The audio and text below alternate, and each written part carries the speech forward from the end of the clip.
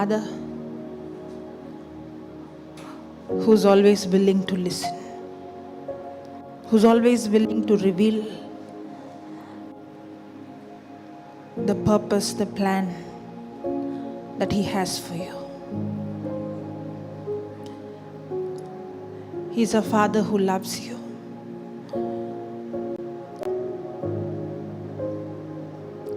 He's a Father who's willing to help you.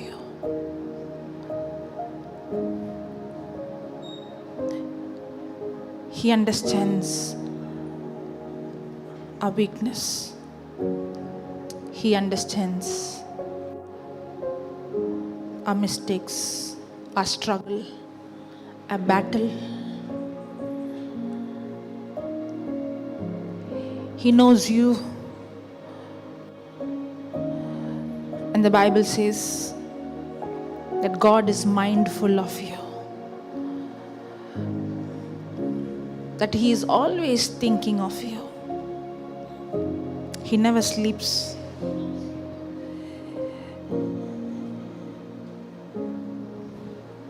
He even has counted the hairs in your head. He knows every thought of your heart. There is not a minute, a moment, or millisecond He took His eyes away from you. It's we who turn away from Him.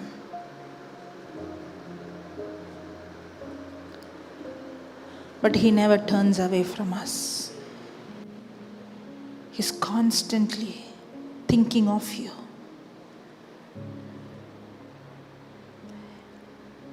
And He knew you even before you were formed in your mother's womb. He loves you with an everlasting love.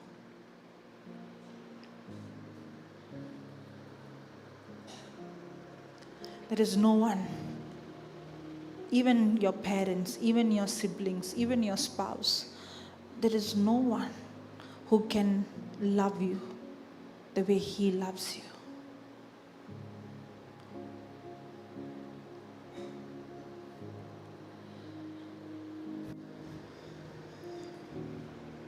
Father, I see so many struggles in my life.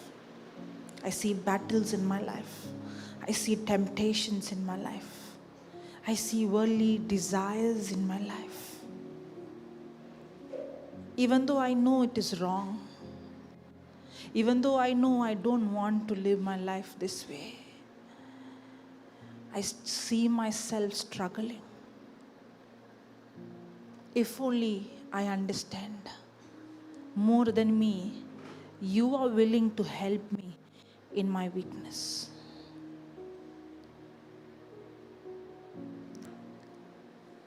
Lord, all I need is Your help. I can't do this by my own. But I thank You, Lord, that Your grace is sufficient for me. I've been trying, I've been praying, but the problem is I have not understood the truth, nor I have understood God's heart. That's why I've been trying to come out of my struggle with my own ability. But Lord, I want to yield to Your Spirit, Your word. I don't want to continue my life this way, Lord. I want to live a life pleasing You. I want to live a life yielding to the will, the purpose that You have for me, that You predestined for me. Many a times, Lord, I limit You by just asking, I want job, I want money, I want peace, I want health, I want healing. And I come to You with that mindset, Lord, I want this, I want that. But what You have for me is much, much, much, much better, higher than I could ever think, imagine, or ask for. And you have given us this eternal life. And this eternal life is to know you, Lord. To know you. You have given me this privilege to know you. Like David said, who am I, Lord? Who am I, Lord? That you want to reveal yourself to me. Like a friend speaks. You want to have that intimacy with me. You being the creator, you being the God, the Lord, the King of Kings, longing to have this friendship with me.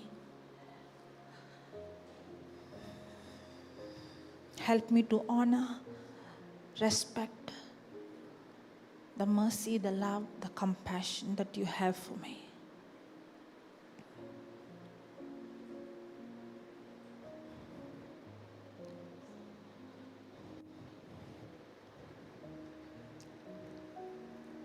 Holy Spirit, you take complete control of this session.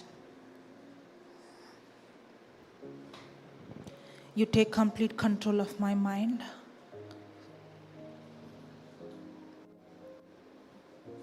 You think through my mind. And you speak through me, Lord. Less of me and more of you. Help us, Lord, to understand your heart, your will, your purpose, your nature, and the destiny that you have for us.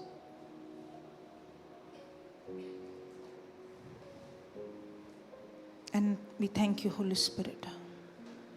We thank you, we welcome you, we cherish you, we praise you, we adore you, we worship you, we thank you.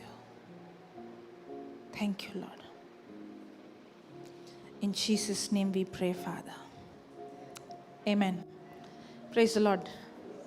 Hallelujah. Thank you, Jesus. Praise you, Jesus. Praise God. Thank you, Jesus.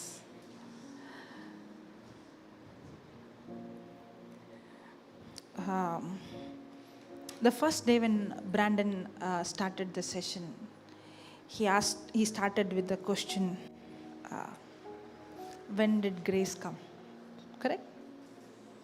Yeah?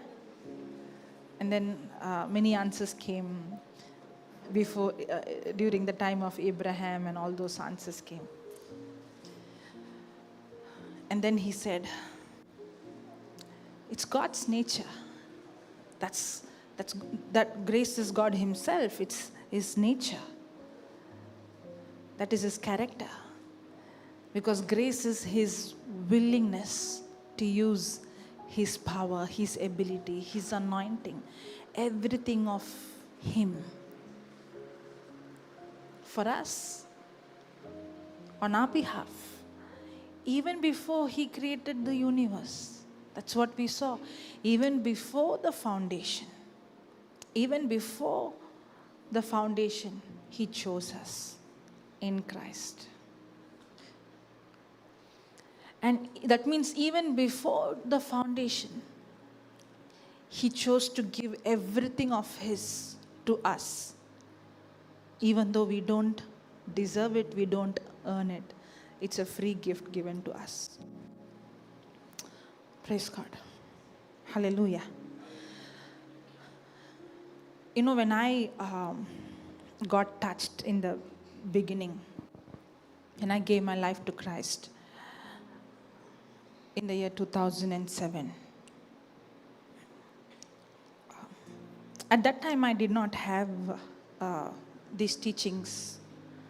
I didn't understand the word. On the other day, we saw to be born again is the biggest miracle. When a person is completely transformed in his spirit, born again. Anyone who's in Christ, he is a new creature. Old things are passed away, and all things have become new. You know, when I had this encounter, with Christ, it was like, on that day I couldn't actually sleep. Because before that, I had a lot of questions, I had a lot of doubts. It's not that I don't go to church, it's not that I don't pray. I was praying, but I was still having this question deep in my heart: who's God? Because I'm born in a Catholic family, I'm worshipping this God. What if I was born in a different religion? Then what would have happened to me? How do I know this God is real God? There can be only one truth, right? Everything cannot be truth. I had a lot of questions. And I had even questions of,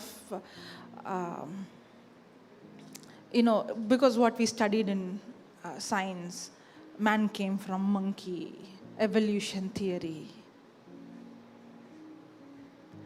All these things were actually challenging my thinking. Because I remember when I was in college, by then I was in the Word. I did get the Word. There is this professor who said, how many of you believe God created you? Few of us raised our hand. He said, God did not create you, you created God. But the same person, I saw him in the church, sitting, not even in church, in a retreat, sitting right in the first row, saying hallelujah, raising in his hand after 1 year. That means he got touched, the same person. And I was waiting on the entrance to meet him and then say, nice to meet you here. Praise God.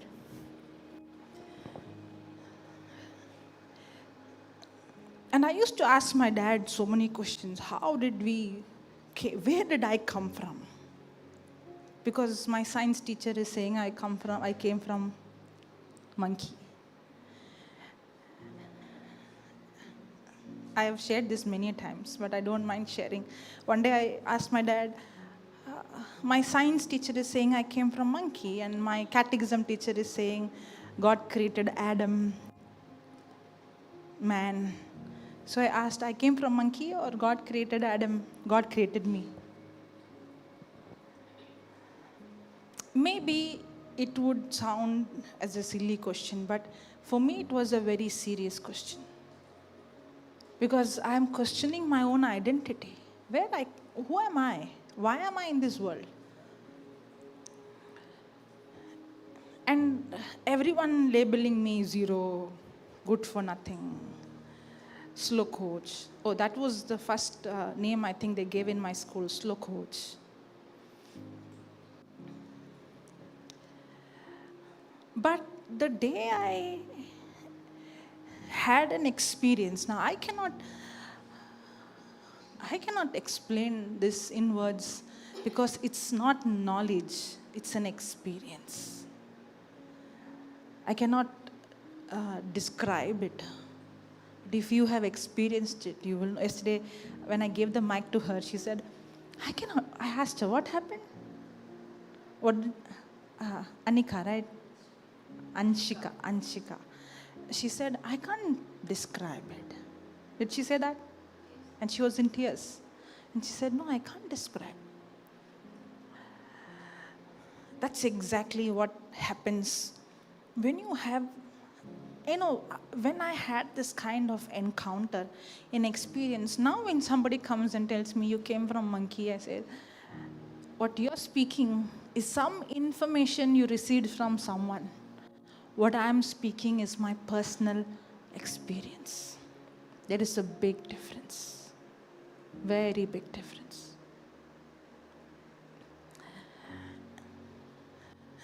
And the day I had encounter, the very next day, people who saw me knew there is something different about me. It was not yes, there were gradual changes in some areas, but there was something instantly changed which I did not understand. At that time, I didn't know anyone who's in Christ is a new creature. All things are passed away. All things have become new. My spirit has become brand new. I'm born again. I did not know these terminologies. What I was experiencing, I did not know as a scripture. I did not have the knowledge of it. But the day I encountered Christ, it was like, Lord, I did not know there is a God who's real. And there is a God who's real, who has created me, who loves me. I tell you, for the first time I had hope. Because I was living without hope. Because I thought I don't have future. Because that's what my teachers told me. You don't have a future. And I thought I don't have a future. For the first time, when I experienced His love, I knew I have a God and He has a future for me. He has plans for me. He has plans for my welfare. For the first time I thought, Lord, you are so real, and I was living as if there is no God, as if there is no hope, as if there is no security, as if there is no light. I was in the darkness. But for the first time, Christ and remain Saul and not become Paul. How can someone really encounter the Messiah, the Christ, the Creator, and still be the same? That's why I said, I don't know whether you are really born again. It's a very big question. I don't know whether you really encountered Him, that you gave your life. It's not just saying, okay, I believe in my heart, I confess. It's not a formula. It's an experience, an encounter, a new birth that takes place when you know Him. That's what happened to the thief who was hung next to Jesus. He did not just see in the flesh, he saw the mercy, the love, the compassion, the presence of Jesus brought conviction in his heart.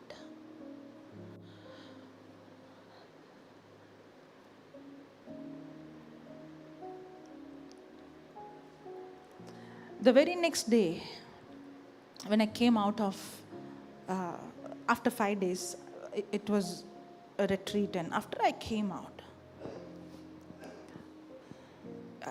usually I used to be a person, I don't watch much TV, but I used to be most of the time with radio.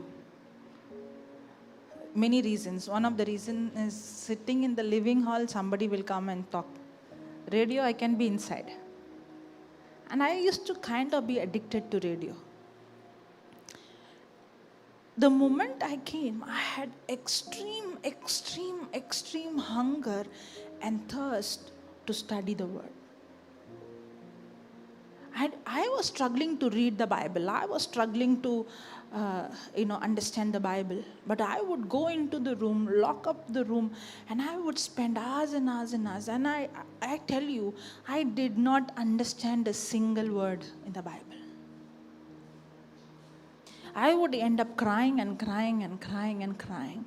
Lord, I don't understand anything in this book. In fact, like how Fiona was saying, she opened and she read and she said, eating pork is... That's how it sounded. It sounded like God... It did not make sense. Many things. So confusing. God looks angry. God is punishing God. One place He's angry. There are some other scriptures which speaks about His extreme love. It was so confusing. It was so difficult to understand.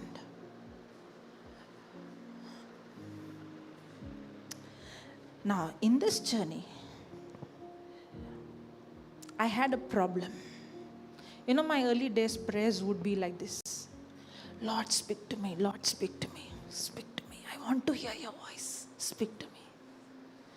Lord, I want to see you face to face. I want to see you. I want to hear your voice.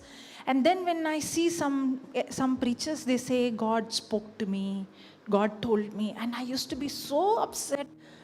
How God can speak to people, but He doesn't speak to me. And then I used to feel, I am not that special one, you see. There are some people who are special, whom God would appear, He would call their name, like how He called Samuel. Samuel. I did not hear. I want to hear God calling me middle of the night, Jocelyn.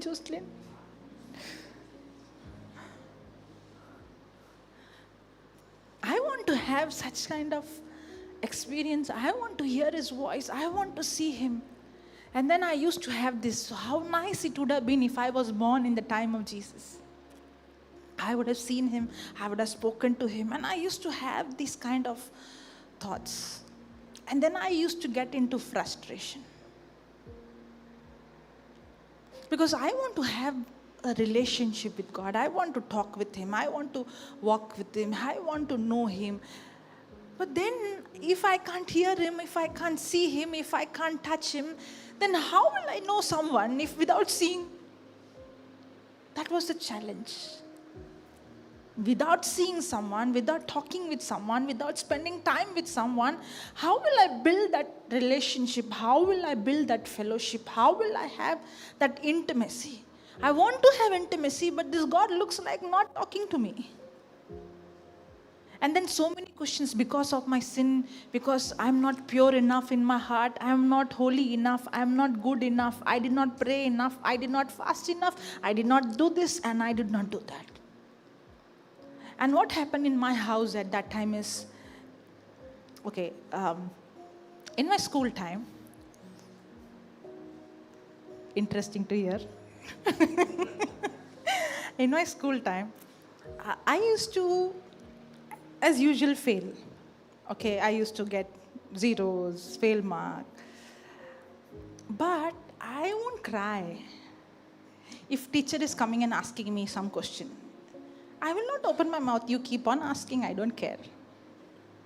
I will not try to say, I'm sorry, nothing. See, once happens, 2 times happens, you will cry, you will speak, you will negotiate. If that was my lifestyle, I am so trained and I'm so hardened. So even if my mother or my tuition teacher or the principal, why are you not, whatever question they ask, I won't cry, I will not smile, I will not talk. I'm like, I don't care, ask whatever you want. Do whatever you want.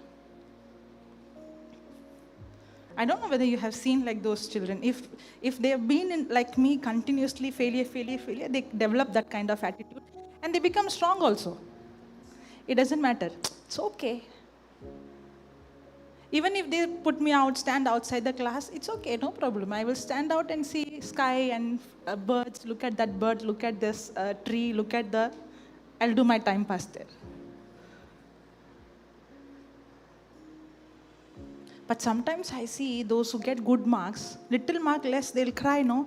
I look at them silly, so silly.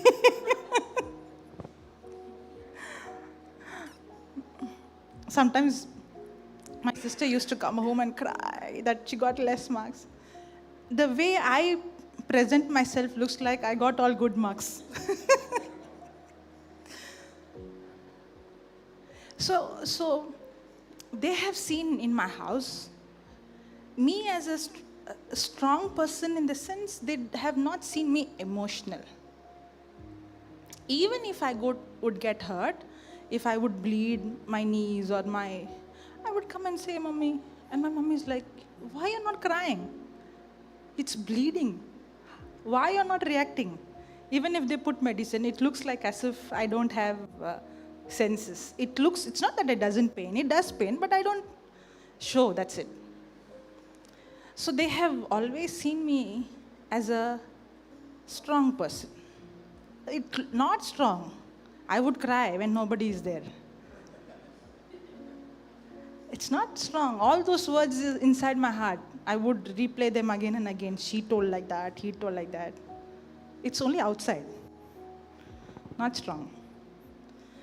That would affect as my sickness, fever, and it would express in a different way. now what they're seeing me, every time this girl is crying and crying and crying and crying. As long as she went to that retreat, only problem, she didn't study properly. After she went and came, something happened to her.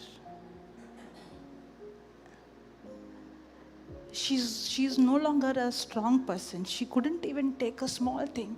She cries. Small worship song, she cries.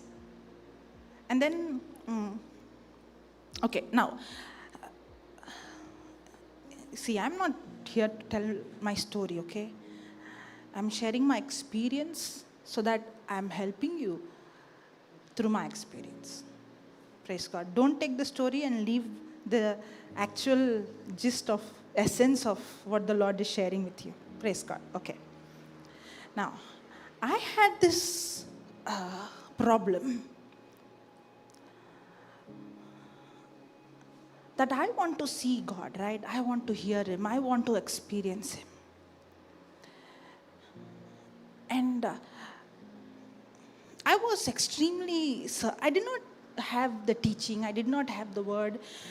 And any meeting I would go, any prayer meeting I would go, you would see me, crying, singing, praying. And then I would have experiences, tangible experience, real experience, which I never had before. I would feel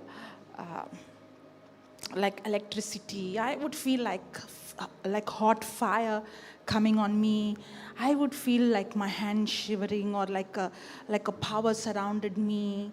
Sometimes I would even experience my hand lifting by itself without me involving.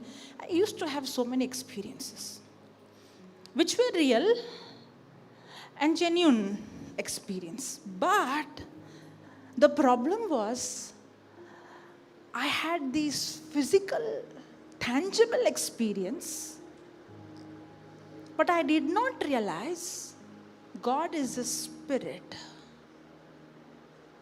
And we cannot know God through our senses. That's why the Bible says true worshippers worship Him in spirit and truth.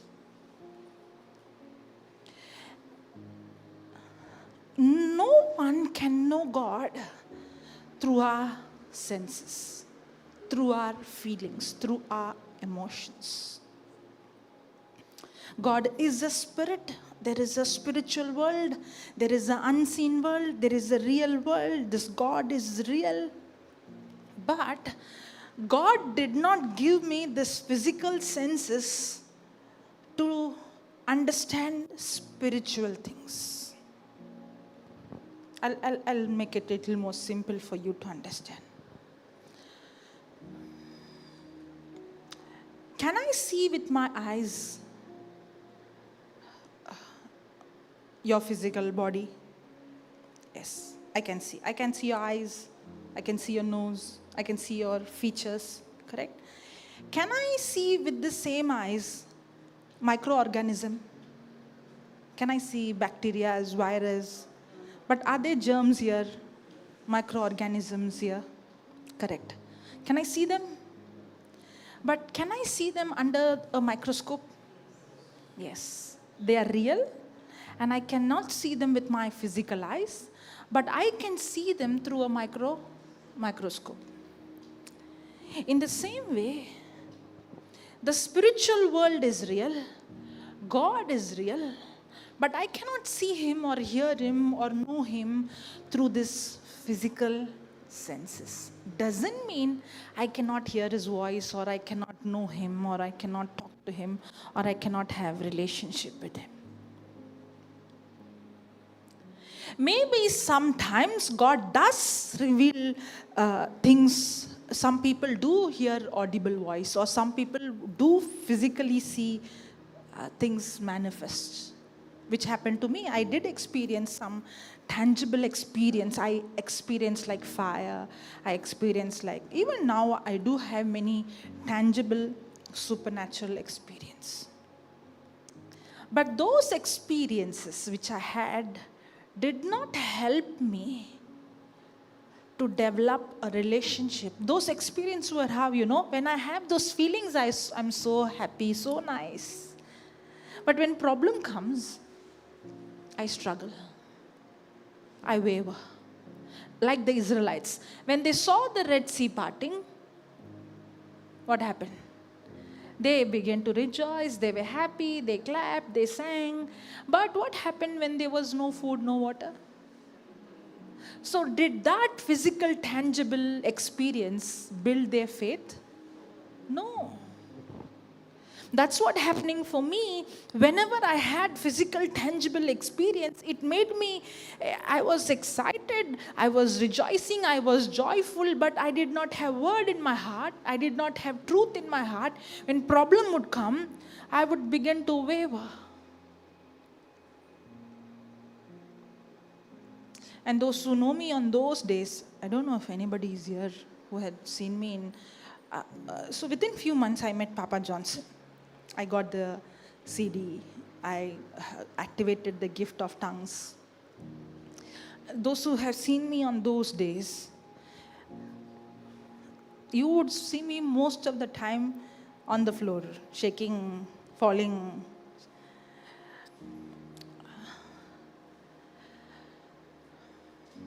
Because I would long for it and I would want it. And I thought that's how I connect to God. That's how I know Him. And sometimes when I don't get those experience in worship or in the prayer meeting or when there is an anointing session going on, if I don't have that kind of experience, I begin to question, is God upset with me? Is God angry with me? Is there any sin in me? Why God left me? Why I'm not having these feelings? All these questions would torment me.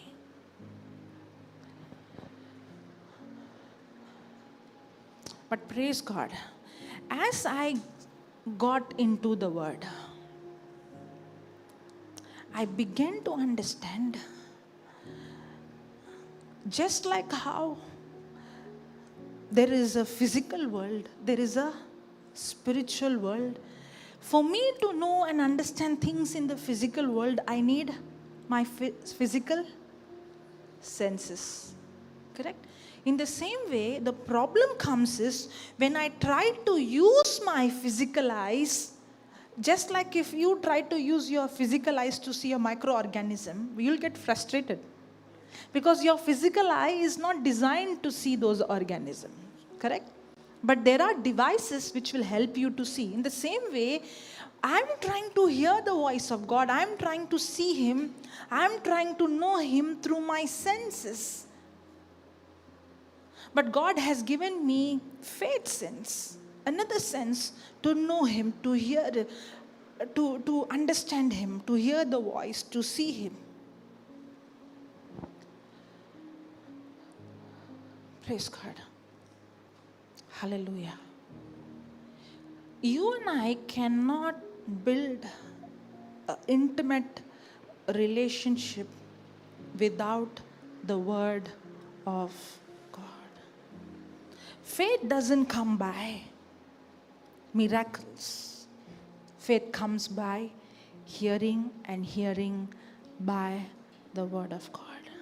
If you and I really want to know who God is, then you and I have to start studying the Word day and night.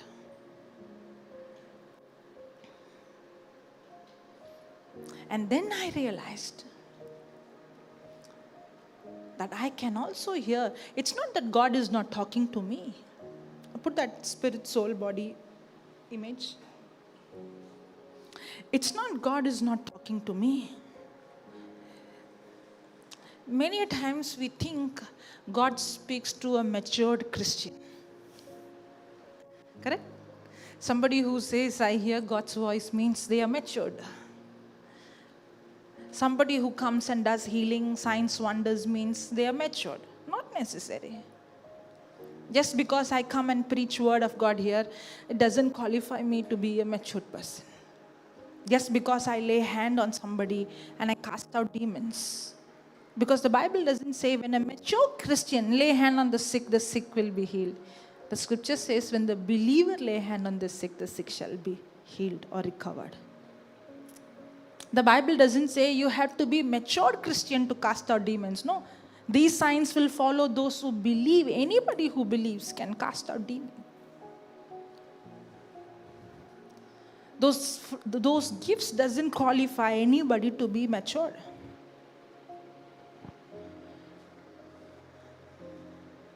If only mature people hear the voice of God, Cain was a murderer who heard the voice of God. Just because he heard the voice doesn't mean mature. Praise God. How do I know maturity? Maturity, I know through the person's patience. That's the fourth soil. And patience has to be developed. How do I know maturity? A mature person is a person who doesn't allow emotions to control him or her, but who can control his or her emotion. If I cannot control my own emotions and my own feelings, but yet I can do signs, wonders and healing, that doesn't mean I'm matured. My maturity is not based on all these things. My maturity is when trials comes, tribulation comes, is my emotions ruling me? The very first chapter says God created Adam. God created man in his own image and likeness. And God gave man dominion, correct? I believe the dominion that God gave, if I see Jesus operating in that dominion, he had dominion over the sea, he had dominion over demonic spirit, he spoke to the fig tree, correct? But I would say Jesus first of all had dominion over his own emotions and feelings. Did he allow his emotions to take him away from the will of the Father? Today morning we saw Jesus prayed, Lord, if it is your will, remove this cup of suffering. If it is your will. That means Jesus did not want to go through that suffering. That suffering is not physical pain. That suffering was separation from the Father. But did Jesus allow his emotions or his feeling to govern him? Or in spite of every negative emotion, did he yield to the will of the Father? Yes. That's maturity. We see the maturity of Jesus not based on he casting out demons. We see the maturity when he did not allow his emotions to rule his life, to control his life. Hallelujah. Praise God. After lunch is wrong time to come, I guess. Who said yeah? Praise God. Hallelujah. Look at your neighbor. Ask your neighbor, are you sleeping? Little sleeping? What did he say? Something he said. I heard it. Yeah, okay. Praise God. Hallelujah. Thank you, Jesus. This maturity doesn't come if you don't understand this. Because this maturity, many times I hear people saying this. When you go through trials and tribulations, and they even quote scripture saying tribulation and trials makes you a matured person. Have you heard that? Do you believe that? Hey, don't say simply no, okay? Not now.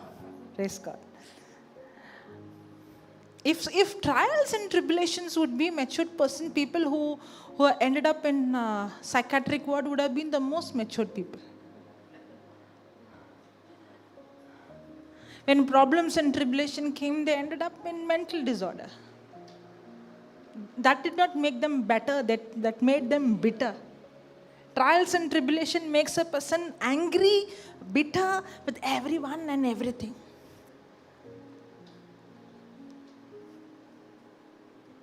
Does the scripture say, consider it all joy when you go through various trials and tribulation? It's not trials and tribulation that makes you a better person. It's the word of God. In the midst of the trials and tribulation, when you focus on the word, it's the word that builds maturity in you. It's not the trials that build maturity. It is the word of God that builds maturity. There is a big difference.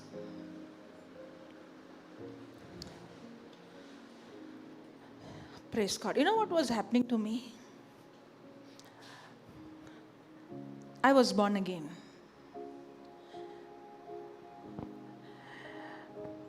And this power of God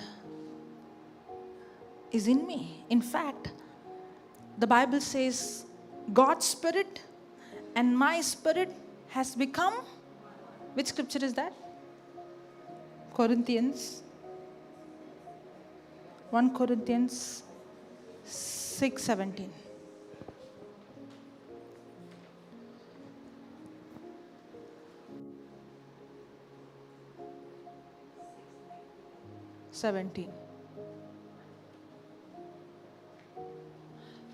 But he that is joined unto the Lord is.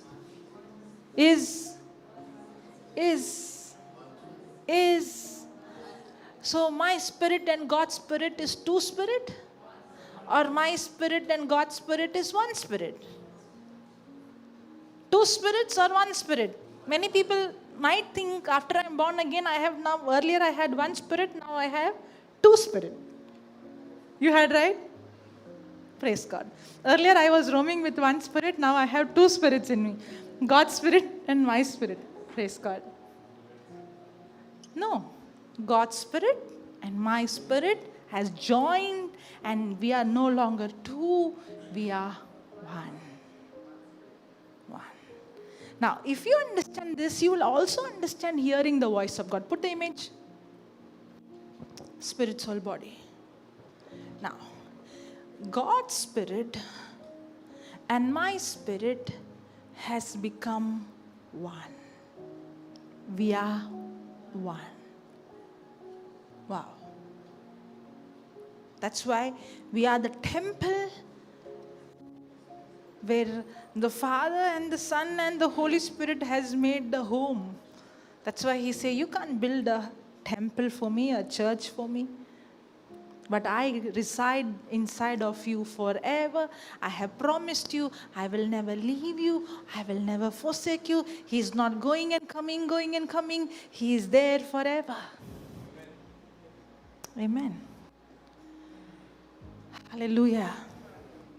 Now, I didn't understand this truth. I was thinking, I have to feel God has to touch me. God has to speak to me from outside, from this years. I want to hear a voice from outside. I want to see God outside. I want to touch Him. I want to feel Him. And then I also hear testimonies, people saying, I saw Jesus' mark. A bright light came in my room. I saw Jesus walking in. I would feel so jealousy. I'm like, Lord, how is that the experience? I don't experience. Really?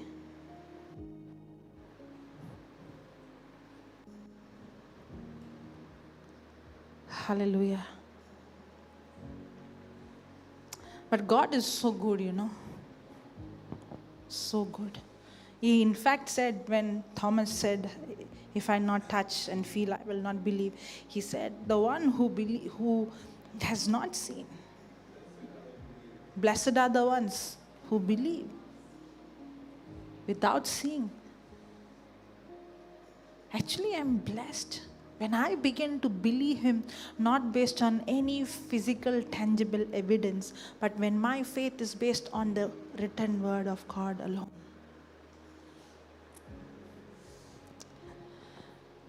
Hallelujah. I did not know. The day I'm born again, God is constantly speaking to me 24/7. In fact, now God's spirit and my spirit is not two different spirits, right? So God is not going to say, Jocelyn. I'm waiting for him. I thought he will start the conversation like that. Abraham. Oh, Abraham. So I thought he would start a conversation, so I become alert. Samuel. He's not going to speak like a second person, because he's no longer a second person. We are become one.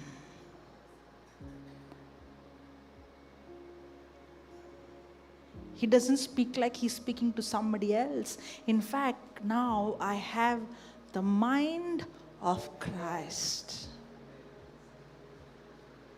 Wow.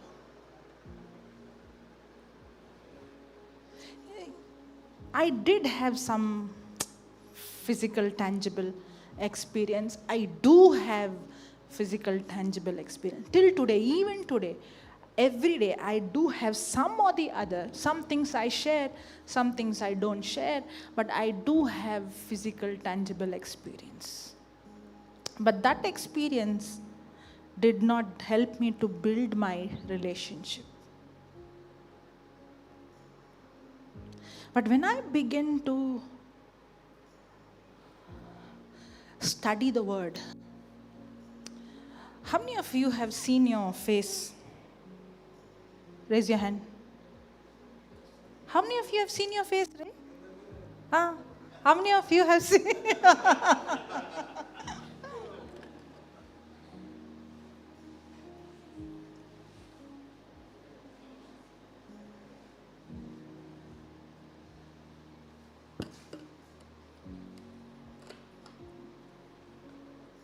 We have not seen our face, right? Did your eyes come out? Did your eyes pop out, turned, and did your eyes see your face? Can you imagine you have never have seen your face at all with your eyes? You have never seen. You have only seen the reflection. What you see in the mirror is not your face. What you see in the mirror is the reflection. In the same way, when I'm born again, my spirit has become completely brand new, but I cannot see, I cannot feel, I cannot know what is in my spirit. Just like how your face is real, but you can never see your face, in the same way your spirit is real, which is born again. You cannot feel it, nor you can see it, nor you can touch it.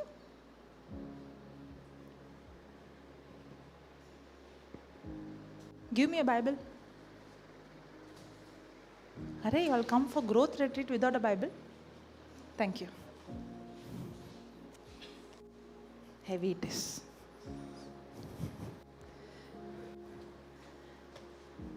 You know what is this? You know what is this? You know what is this? It's a mirror.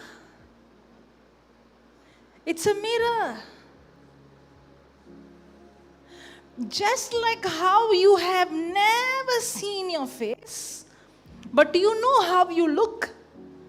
In fact, if somebody would show you some other person's picture and say, this is who you are, you'll say, no, that's not me. I know how I look. How do you know how you look? Because I have seen myself in the mirror. In the same way, maybe I cannot see or touch or feel my spirit or know how I look in the spirit. There is a mirror that exactly shows my identity of who I am in Christ.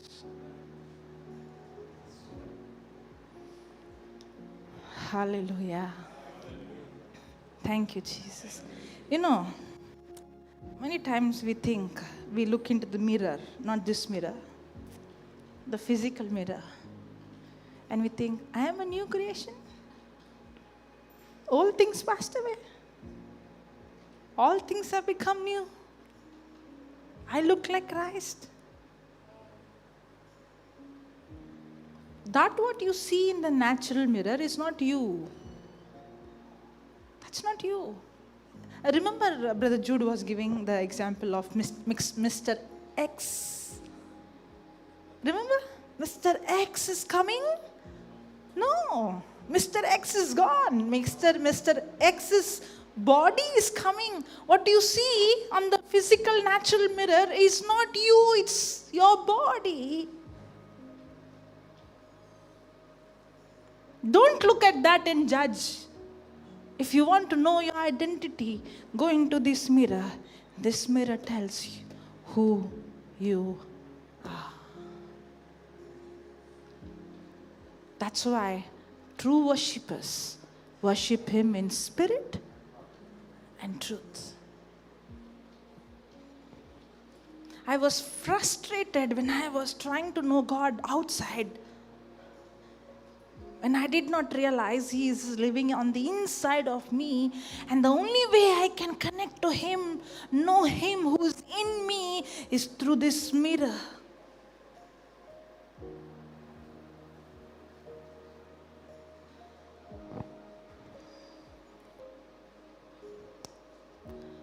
Hallelujah.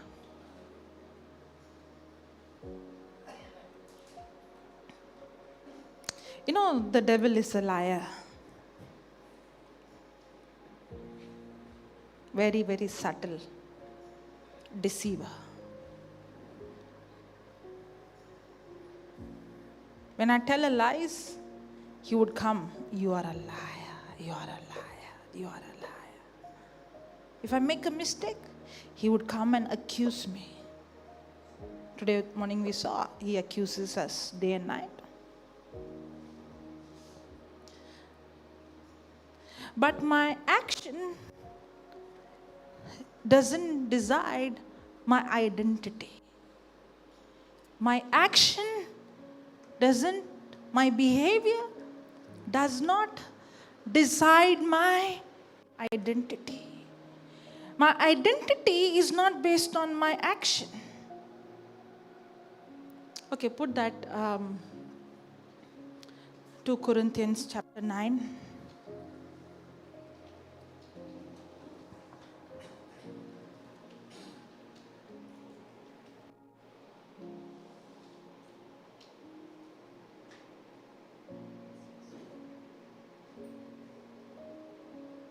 One Corinthians 15:10. Okay, before that, 9th verse. Okay, now see this. Who's saying these words? Who wrote this letter? Paul. So who's saying this? Paul saying. So what is he saying? I am. For I am the least of the apostles, that I am not meet to be called an apostle. Can you put that 9th and compare?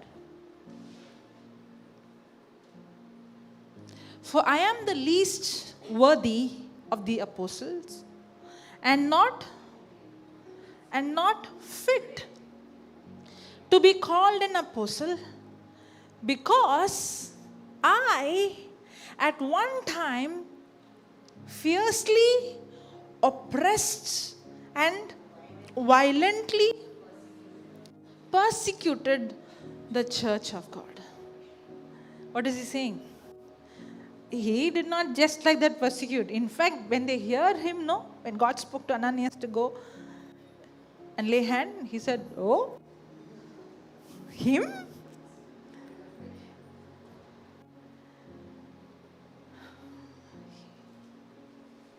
He did not just persecute them. He was life-threatening person. He was actually killing the saints. He was putting them in prison. He was violently persecuting.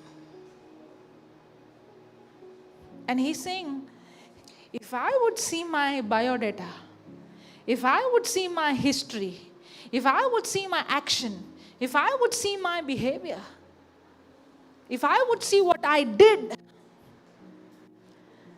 then I am the least among everyone. For I am the least worthy of the apostles. Okay, go to the next verse. But by the remarkable grace of God, I am what I am. And His grace towards me was not without effect. Okay, this part we will see later. First we will see only this. What is he saying? Even though I don't deserve, I don't qualify,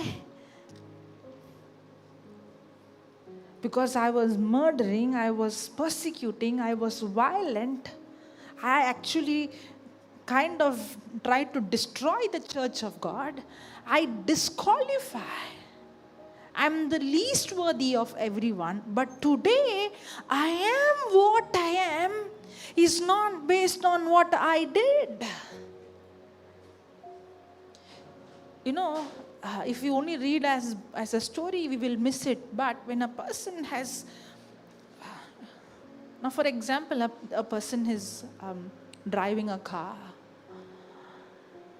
Maybe that person for a second slept and went and banged on or crashed on a person, maybe a pregnant mother. And both the mother and the baby died in the spot. Now what would be the guilt of the person? Did he do it on purpose? But will that thought taunt that person? I did this, I did this, I did this. Will the devil come and torture? What do you think would be the torture for Saul, who was the reason for Stephen's death, or he been killed, or the Christians who were put in the prison? When he realized that these people were genuine and they are saints of God, they are believers, and they have laid their life for Christ, and Stephen, even at the last minute, he's praying for them. Because Stephen, if you see Acts 7, you see Saul was one of the reasons for Stephen's death. What do you think would be the memory that would haunt what you did? Because can he bring Stephen's life back? Those who are dead and martyred, can he bring them back? It's a very big loss for the body of Christ. Won't those past thoughts, the mistakes and the error haunt you? Many of us are being haunted by our past mistakes. And we think, I cannot rectify the consequences of what I did. It looked like Saul, when he was Saul, the mistakes he did, it looked like he cannot rectify, he cannot bring those people back to life. It looked like the damage he caused, there is no recovery or restoration.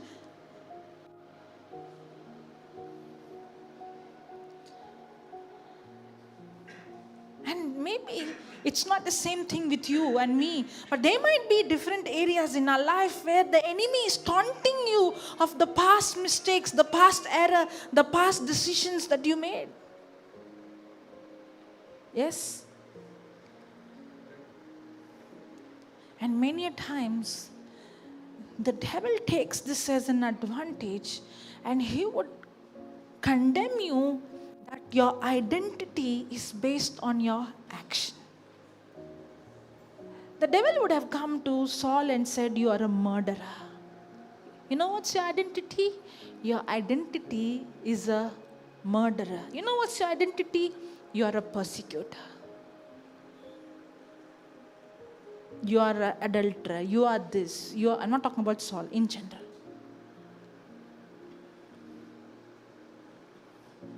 The enemy always uses our action, our behavior, our performance, and he would come to condemn us. That this is who you are. What happened to the Samaritan woman? She was in shame because her identity was based on the life that she was living. When Jesus met her at the well, he saw that her identity is based on the lifestyle that she had. That's why she was in shame, in guilt.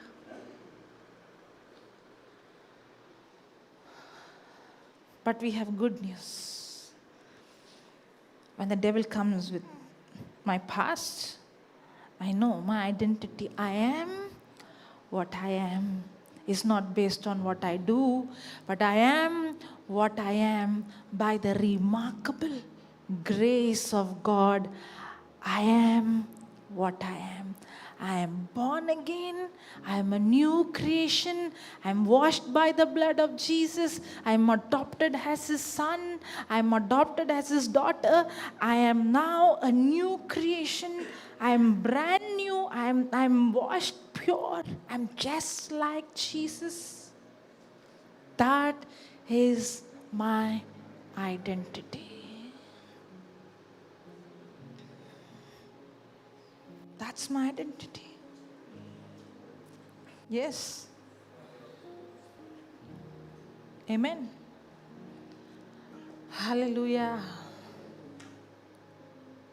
That's my identity. How do you know this is how you look? Have you ever looked into your mirror and ever doubted, is this mirror showing my face or somebody's face? What if this mirror is not showing exactly how my face looks? Have you doubted? You will not doubt. You know why? Because you are trained your mind to believe the mirror. If you can train your mind in such a way that you can believe what the mirror says, then how much more you can train your mind to believe that this mirror is showing exactly how I look in my spirit. That is who I am.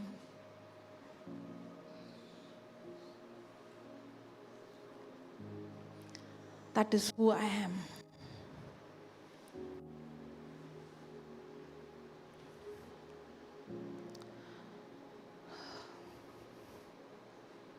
Hallelujah. Thank you, Jesus. Praise you, Jesus. It took a long time for me to understand. But thank God for the gift of tongues. Thank God for the teachings. Thank God for the CD.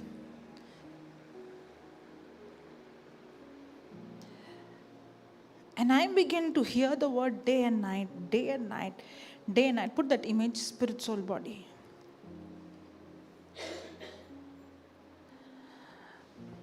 I began to understand that God is constantly speaking to me in my spirit. You know, I always hear Jesus saying this. You have eyes, you can't see. You have ears, you can't hear, nor you can understand. And I used to be confused. Even though I was hearing it in the CD, Jesus asking, those who have ears, let them hear. And I used to wonder, what ears is he speaking about? Are they all deaf? What eyes is he seeing? And he's saying, you have eyes, you can't see. You have ears, you can't hear, you can't understand.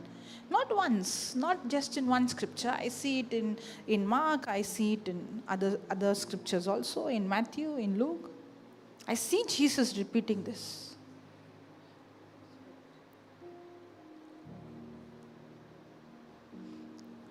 Jesus is not speaking about our physical ears or eyes or understanding. He's speaking about our spiritual senses, which God has given to everyone. God originally designed us, where God is connected to us in the spirit. And God connects to man in the spirit. And this mind is supposed to receive instructions from the spirit. And the decision is made. The soul makes the decision, not the spirit. But the instructions comes from this spirit. But the soul decides whether to yield here or to yield here. Example.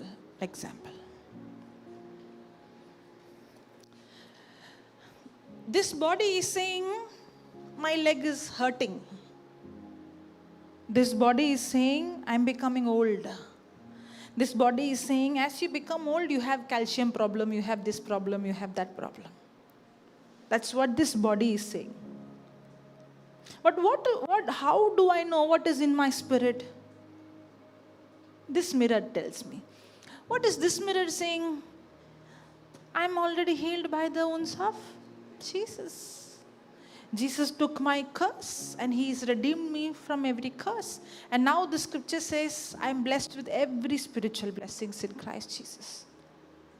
I'm not born of corrupted seed, I'm born again of incorruptible seed. Now when I look into this mirror, I see that this sickness, this old age is a curse which Christ redeemed me from. This sickness is a curse that Christ took this sickness on the cross. And the healing for this sickness is already given to me, which is in my spirit. Now when I look into the mirror, see, there is no other way for me to know what is in my spirit. The only way for me to know my identity is looking into the mirror. Just like you cannot see your face with your physical eyes at all, but you can look into the reflection through the mirror. In the same way, the only way you can know who you are and what you have in your spirit is through this word. And this word is a mirror that shows you that this healing is already in you. Now the soul has to make the decision whether I'm going to believe what is in the mirror or what is in my heart or what is in the spirit, or I'm going to believe what my physical senses tells me.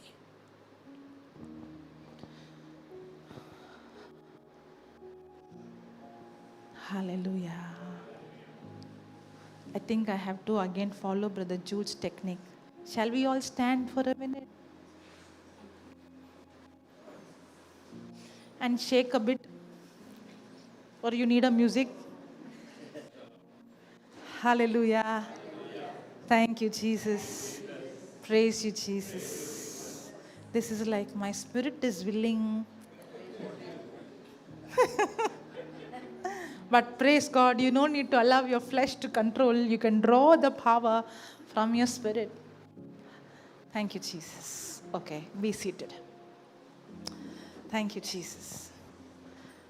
Hallelujah. If you want to stand and listen, you can still stand and listen, no problem. There is no compulsion, you have to sit only. If you want to sleep also, you can sleep. Oh, the moment I said, look at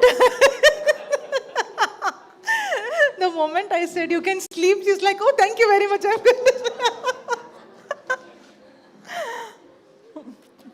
That's your sister. Praise God. Hallelujah. I'm not just joking. I am really saying if you want to sleep, you can sleep. Praise God.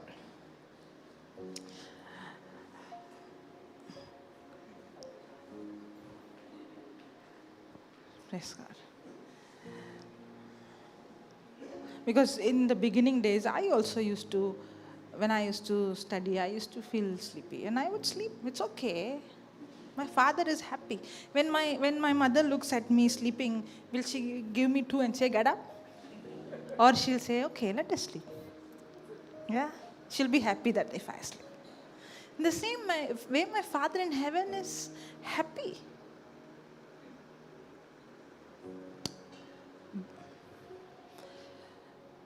Praise God. Hallelujah. But what happens is, when you begin to build this relationship and when you begin to enjoy, when you love someone, when you like someone, when you meet them after a long time, night 1 o'clock, 2 o'clock, 3 o'clock, you'll be talking and talking and talking. You even though you want to sleep, you still say, I feel so fresh, yeah. Even though in the beginning days I used to feel sleepy, I began to see myself. I would be spending hours and hours. Sometimes I would be feeling so fresh even middle of the night. That is what God loves. God doesn't love a person controlling, okay, like a law. If I sleep, God will be upset. So, no. God is not interested in our outside action. He is interested in our heart. For example, you have come after a long time home and you're meeting your mom and you want to share everything, or your dad, and you want to speak and you're speaking and then you're feeling sleepy. Will mom give one and say, after so long you have come and you're sleeping? Did you do that? The way you laugh looked like you did that.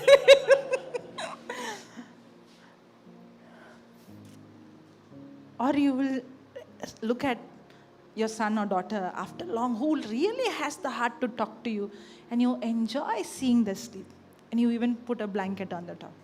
Correct? That's how my Father in heaven is.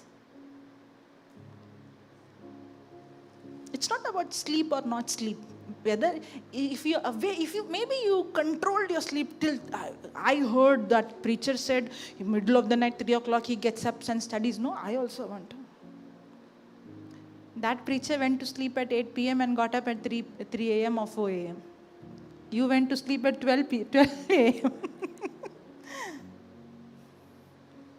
and it's not the act. God is not interested in the action.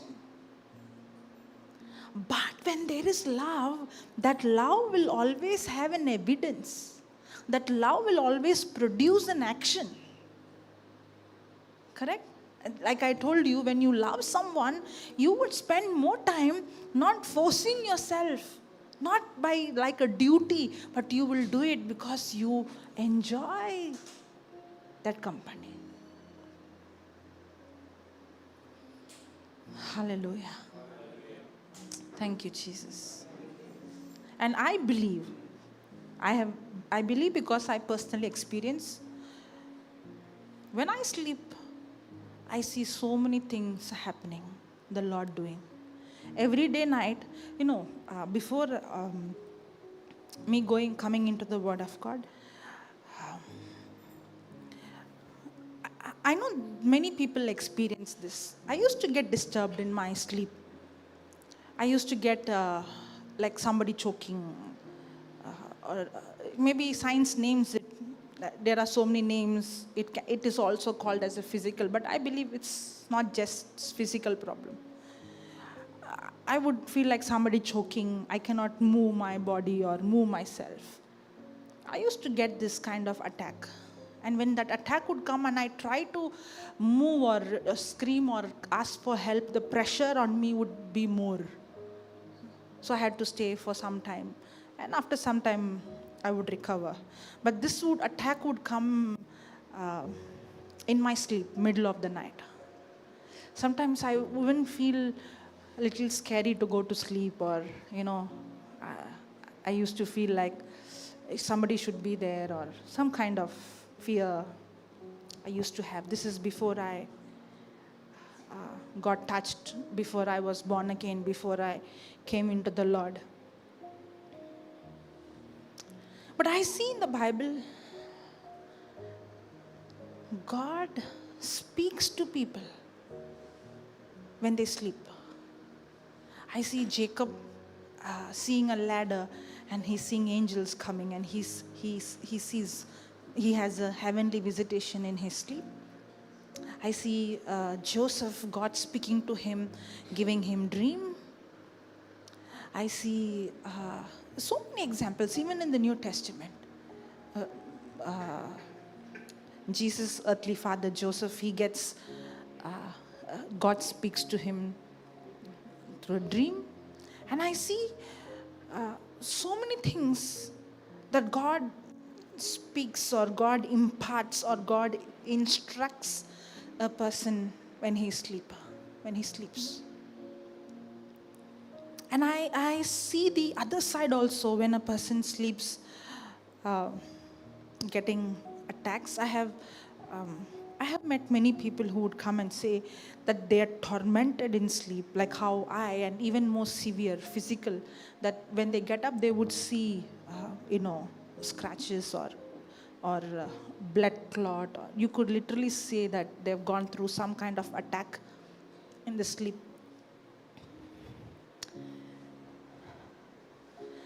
But I understand one thing.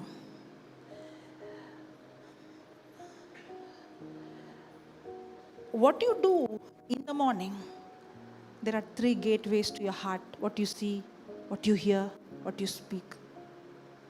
And most of them who have bad dreams or attacks or horror, if you see, they might be watching horror movies or violent.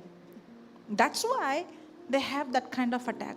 Even though I was not watching horror, they, hearing stories in school, fearful things. There may be many reasons. I am not listing those reasons. There might be many reasons. Because what you pay attention to, you focus to, is what you open door for. And you and I can connect to the spiritual world. You know how we can connect to the spiritual world? Words connects us to the unseen world, the spiritual world. Words connects me to the spiritual world, to the unseen world. I understood when I sleep, I can also get connected not to the demonic kingdom, but I can get connected to the heavenly realm, the kingdom of God. And every day I go to sleep, I believe, even when I'm sleeping, I'm having supernatural encounters. I believe because the whole kingdom of God works on faith. You have to believe it. You should believe when you're sleeping, there is healing happening. When you're sleeping, miracles happening. When you're sleeping, downloads are happening. When you're sleeping, you're having angelic, heavenly, spiritual, supernatural encounters happening. And when morning till night, when you spend time with this word, and especially when you go to sleep, when you ponder on this word and you sleep, maybe you are sleeping, but God is still working.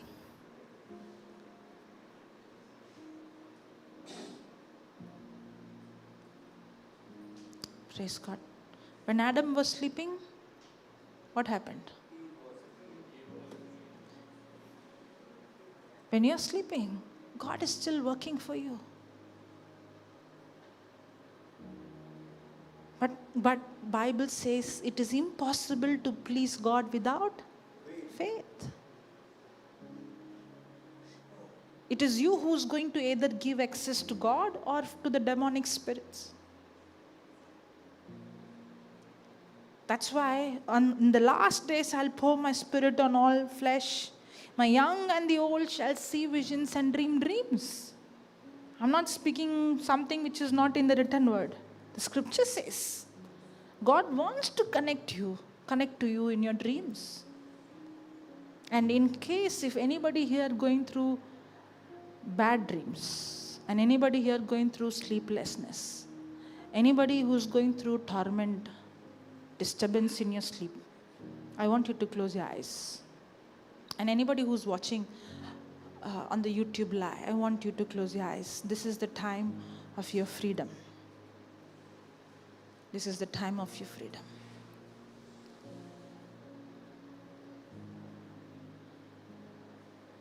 In the name of Jesus, any spirit that is causing sleeplessness, any spirit that is tormenting you, any spirit that is disturbing you in your sleep, and any spirit that is causing fearful dreams, fearful, scary dreams, right now, wherever you are. Wherever you are. Can you just lift your one hand by faith? Wherever you are. Lift your one hand by faith. Wherever you are. Right now, in the name of Jesus, I speak to you, you spirit of sleeplessness, you spirit that is disturbing the sleep, any curse, any disturbance, I bind you now. I bind you now in the name of Jesus. Come out. Come out. Every spirit of fear, every spirit of anxiety, every spirit of oppression, every spirit of depression, out now. Come out. Out. Come out. Now. Be set free now. Be set free now. Receive your freedom now. You are set free now. Whoever the Son sets free is free indeed. You are set free in the name of Jesus. No longer bad dreams. You are set free. And in the name of Jesus, I speak from today, when you lie down, you will have sweet sleep. When you lie down, you are lying down in the presence of God. And when you sleep, you have heavenly supernatural encounter. Supernatural encounter. Heavenly visitation. In Jesus' name, we pray. Amen. Let's give the Lord a big hand for that. Praise God.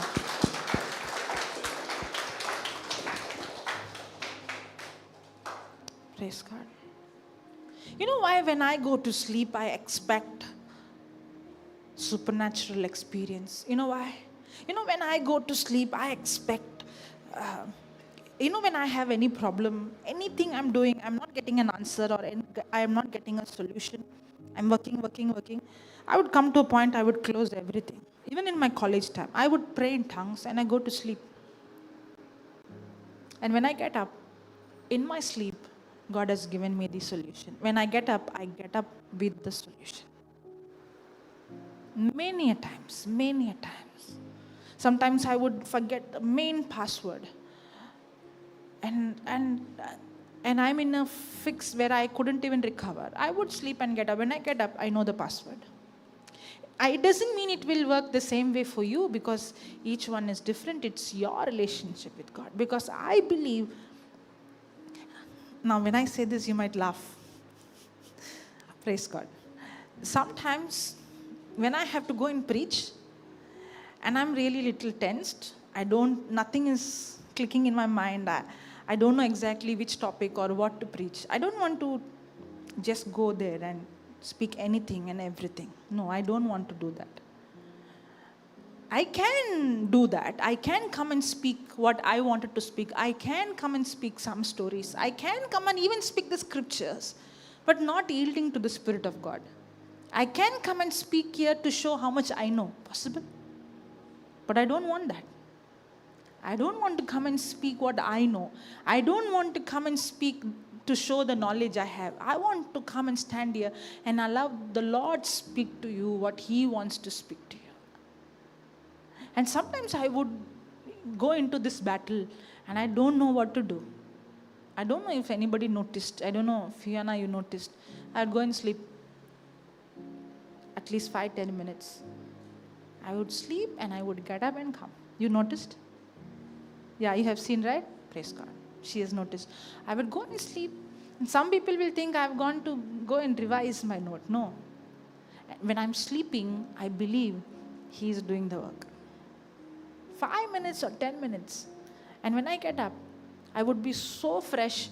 And when I come and stand there, I would see the Spirit of God. It's also an act of faith for me. I'm not depending on my knowledge or my what I know, but I'm depending on Him.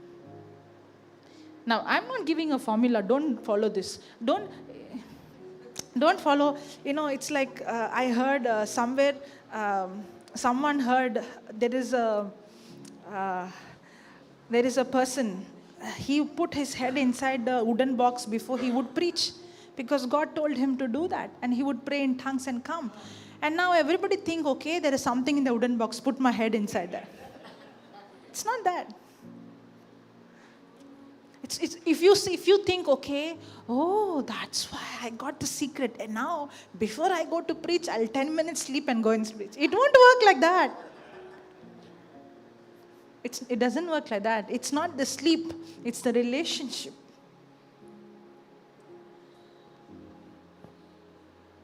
The same formula will not apply for you. I don't know how you connect to God. No, I did not hear anybody speaking about sleep 10 minutes before you go. It's my unique personal relationship. I cannot tell you to do what I did. That is between you and Him.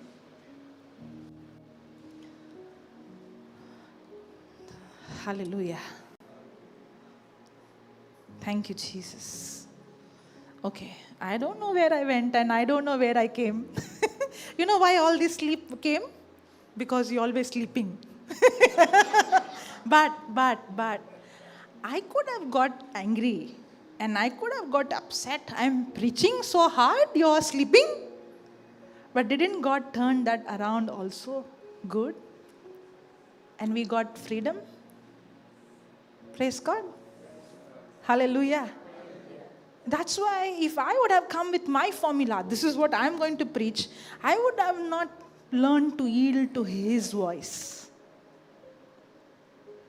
If I would come with my agenda, okay, I have point number 1, point number 2, point number 3, when you're sleeping in point number 4, hey, why are you sleeping? Listen, point number 4. But that point number 4 for me is here. But point number 4 for the Holy Spirit is to set you free from that sleeplessness. Did I know? No. But should I learn to yield to Him? Yes.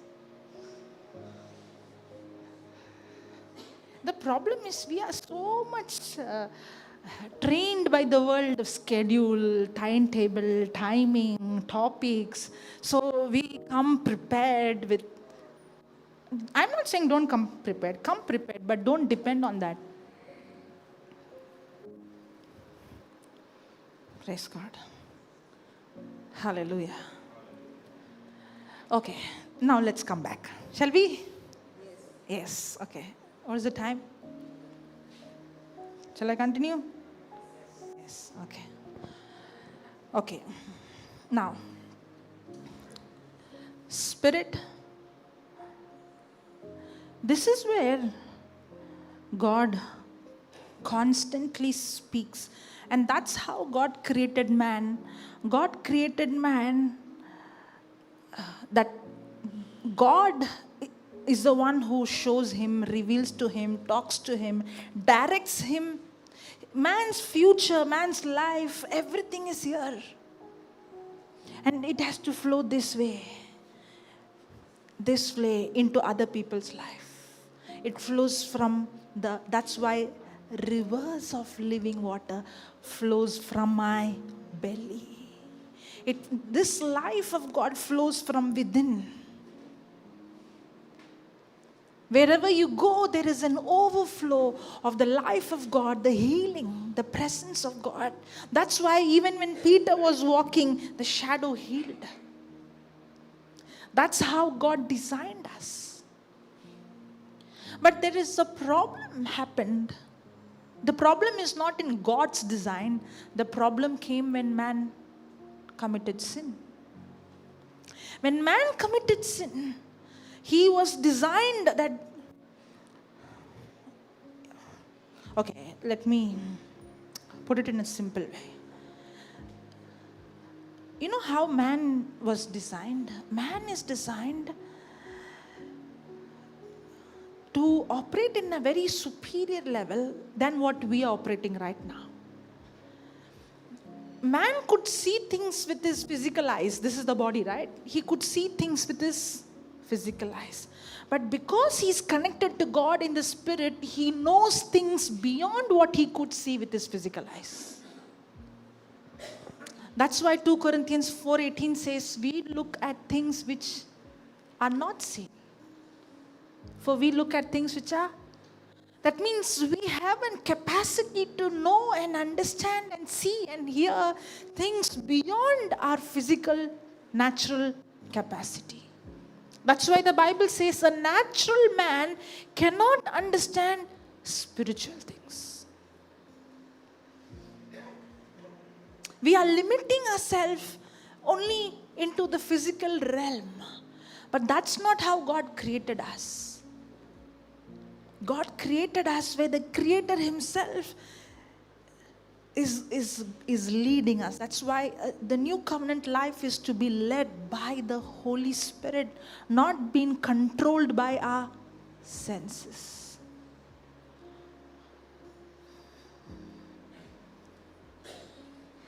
Hallelujah.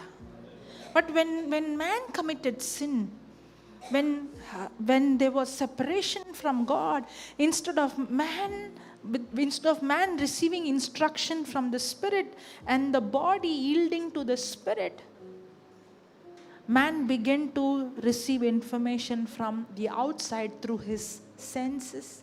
And now what he is seeing and hearing and tasting and smelling, the physical senses is begin to control man, and that began to lead a person in a certain direction.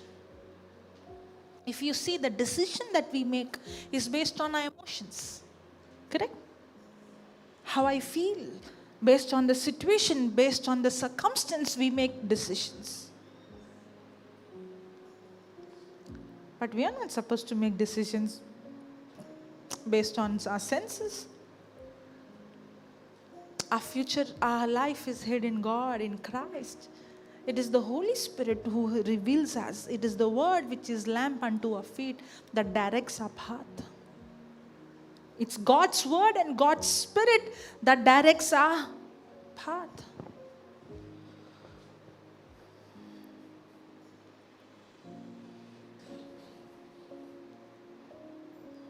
Hallelujah. You know why I was frustrated? Because I was trying to know God from outside. I want to feel something, I want to see something, but I didn't realize the day I was born again, my spirit and His Spirit has become one. Yes, because of Adam's sin, I was born with sin nature. There was corruption in me. There was a disconnection from God. I was living in darkness. Put that yesterday's scripture, Galatians 5, 16, 17.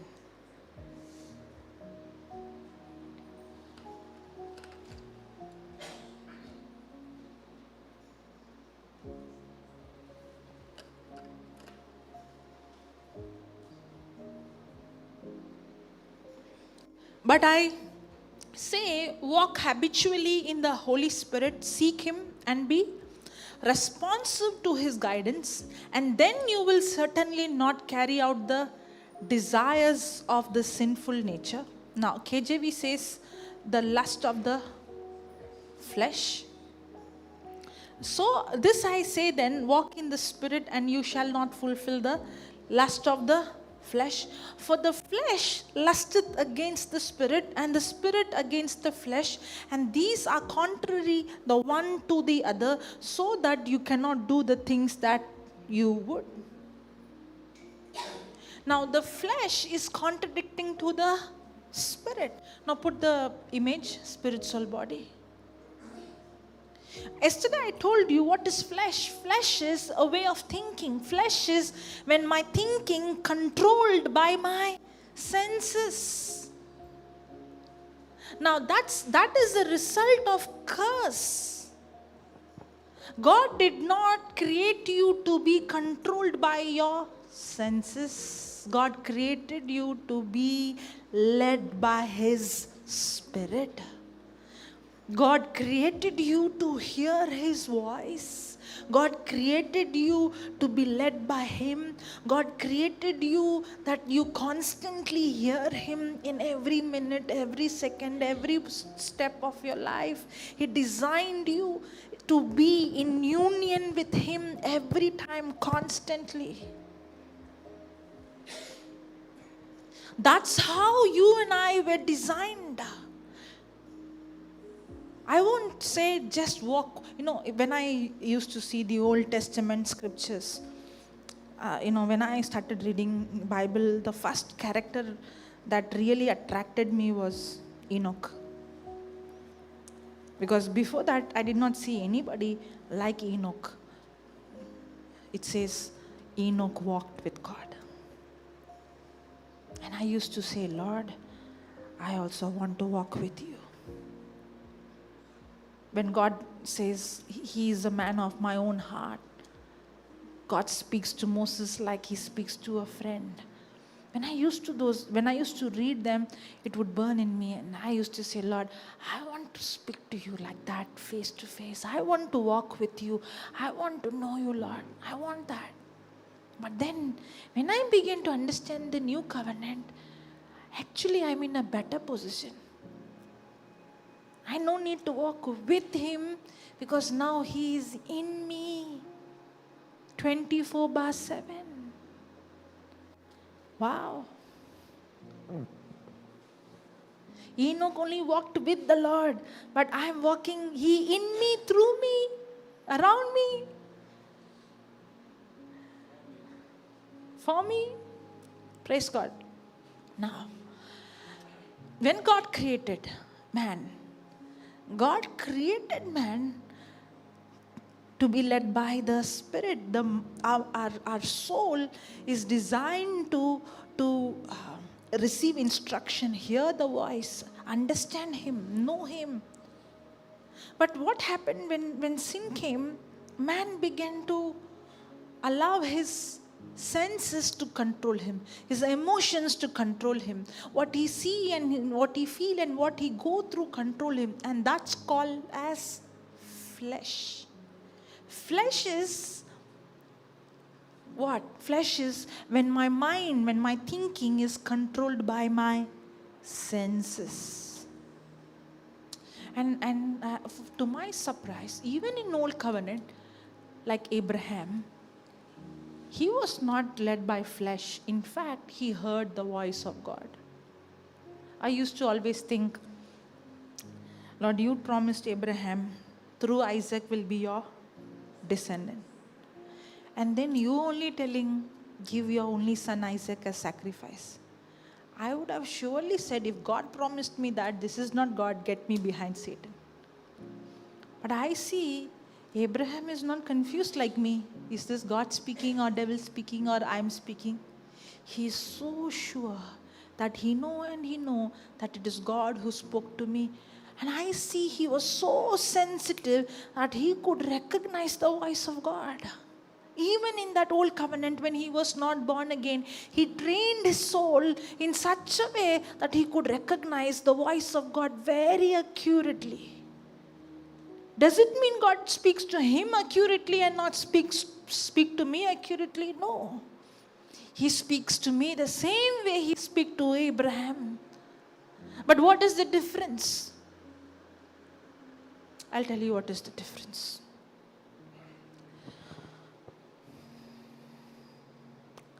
Because I didn't understand this truth, I was thinking there are special people to whom God speaks and reveals, and there are special people to whom God will reveal and show and give specific instruction.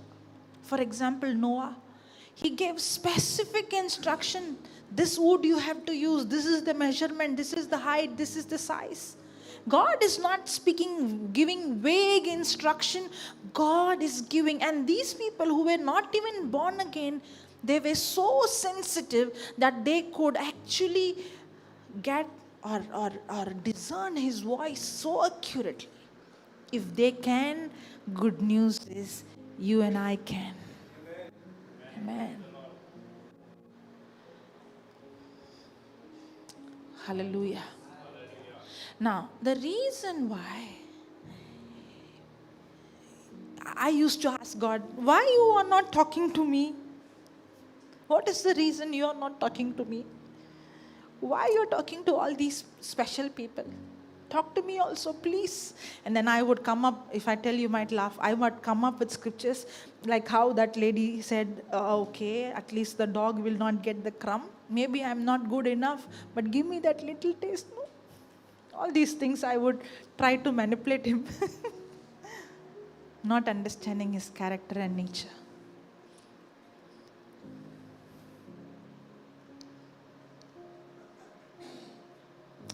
This today morning, Fiona took that verse in Romans chapter 1, that God has revealed himself to everyone.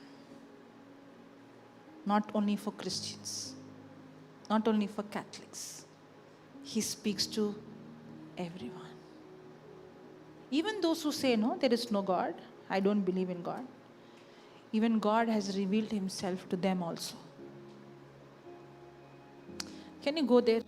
Romans chapter 1.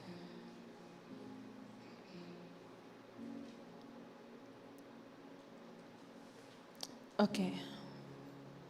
Can you go previous verse?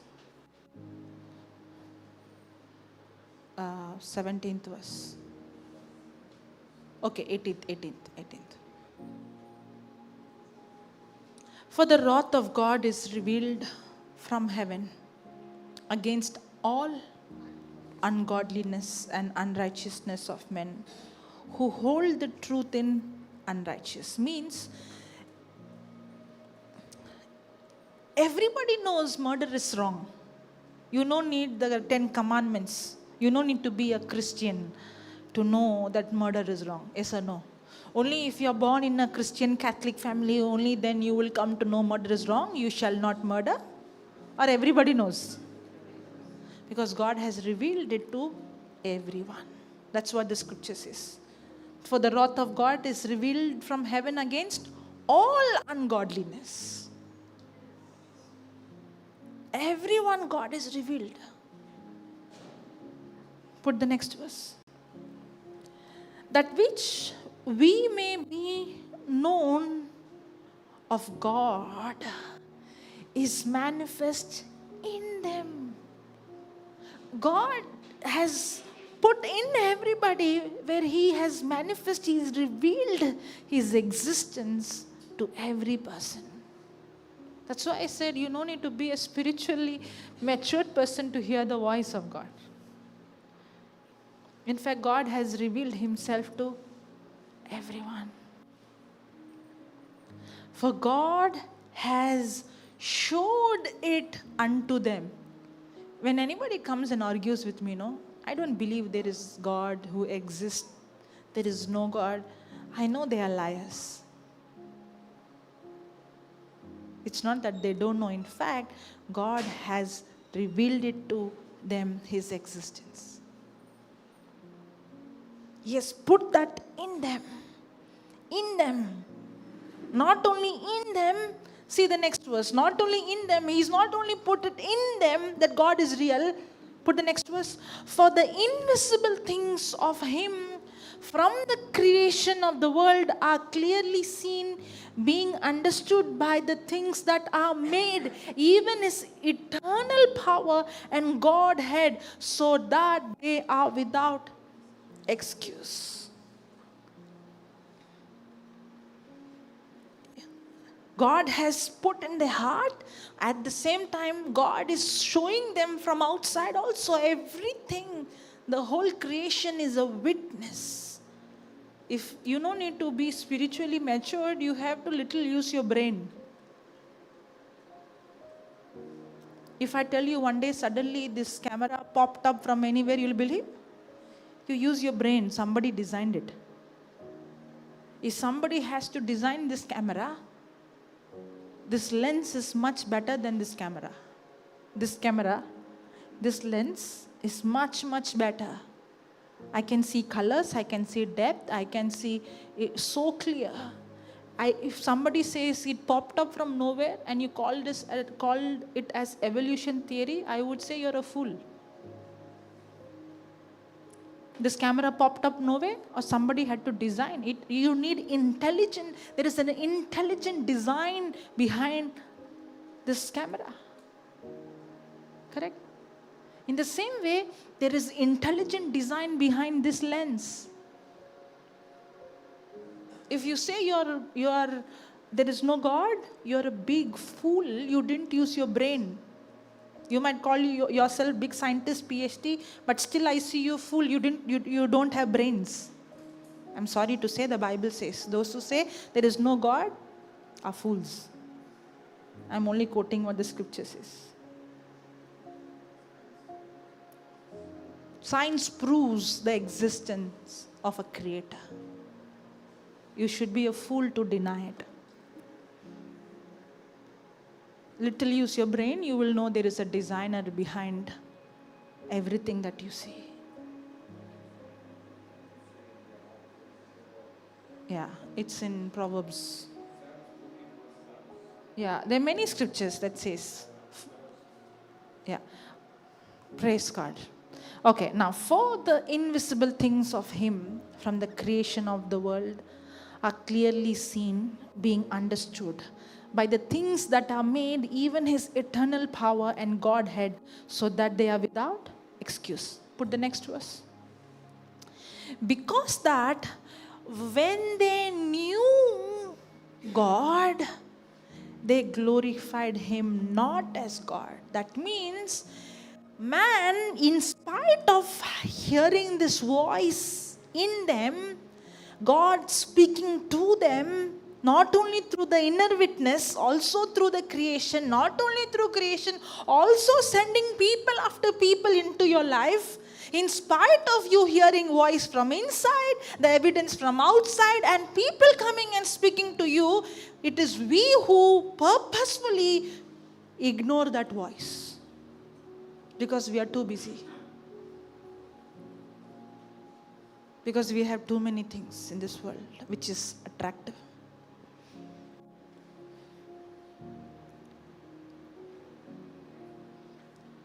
They glorified Him not as God, neither were thankful, but became vain in their imagination, and their foolish heart was darkened.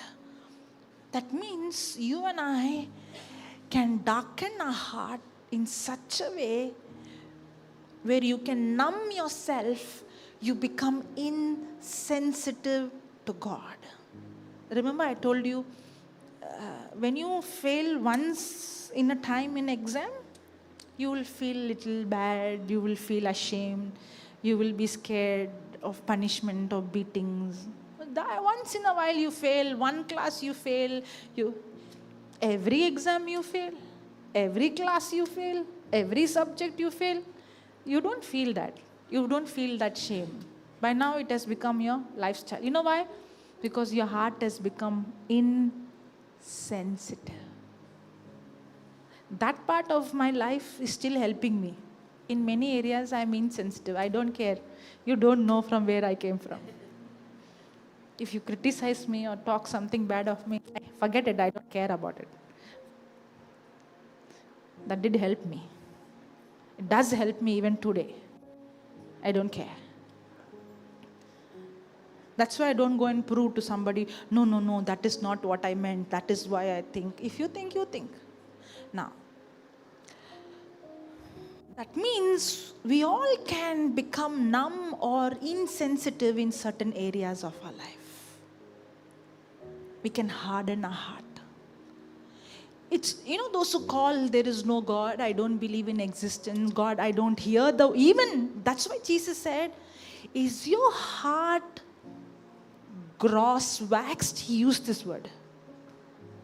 You see, here it says the foolish heart was darkened. I think it's in Matthew 13. I don't know the verse. Matthew 13, put somewhere 10, 11. Okay, come down. Okay, come down. See that word gross wax. Here it is. For this people, 15th verse, for this people's heart is waxed gross. Their heart is darkened. In other way, their heart is hardened. That's why their ears are dull to hearing, and the eyes they have closed. It's not that God did not speak to them. Every person God speaks. The reason they came to a point that they say there is no God, I don't believe in existence of God, because they have darkened their heart, hardened their heart. They have become insensitive. They have grown their heart waxed gross. That they have become so insensitive that they cannot hear anymore. They cannot hear God's voice anymore. They cannot see, nor they can understand the unseen. Like Pharaoh, his heart was hardened.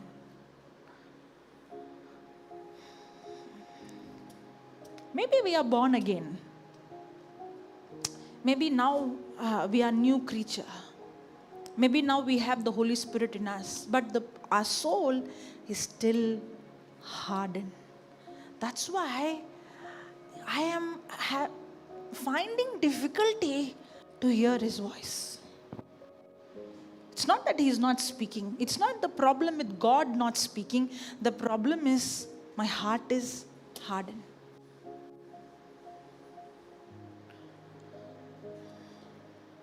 Hallelujah. You know that word waxed gross. In those days,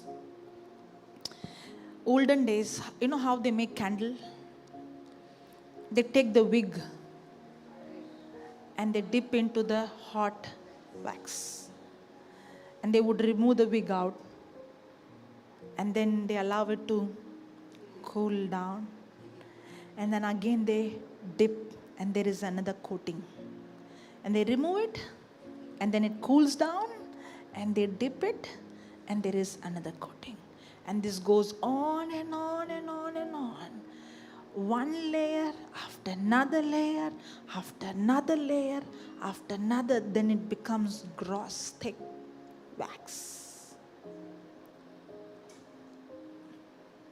That's how man has allowed layer after layer, lies after lies, information after information, where their imagination has become vain. Come back to Romans, what we were seeing.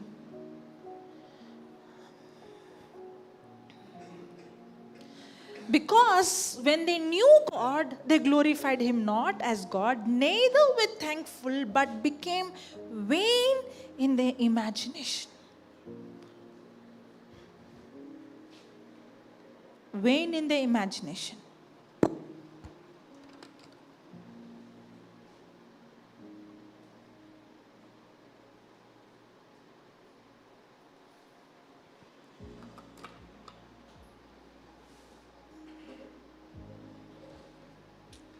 Praise God.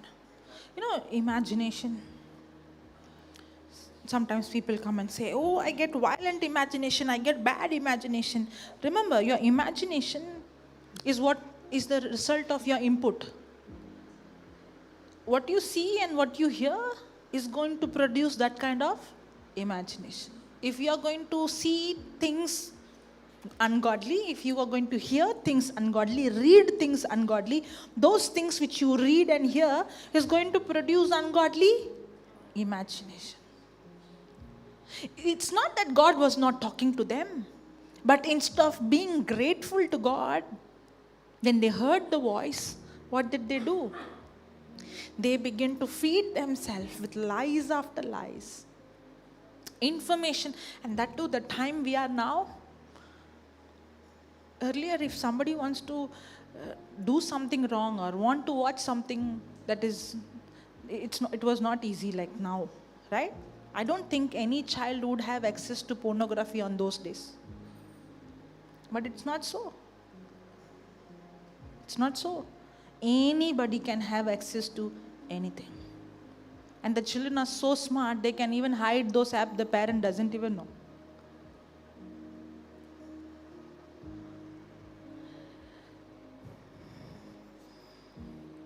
Information. And those information that you feed yourself, the children of, that's why, many times we think education is important, studies is important. And when you don't feed them with the truth and the word of God, you are yourself allowing your children for their hearts to be darkened, for the hearts to be hardened, for the hearts to be insensitive.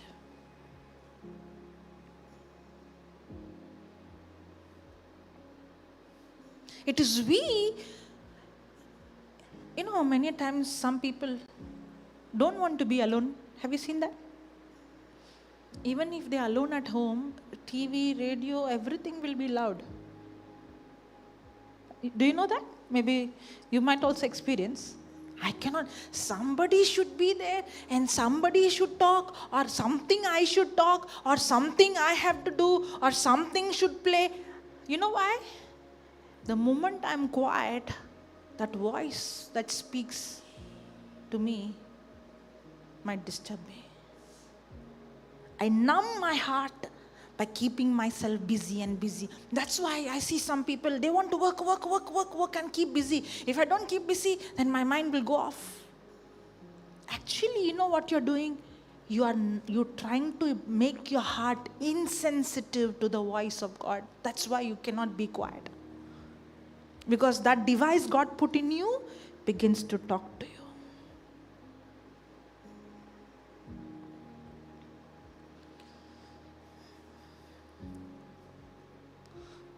Praise God.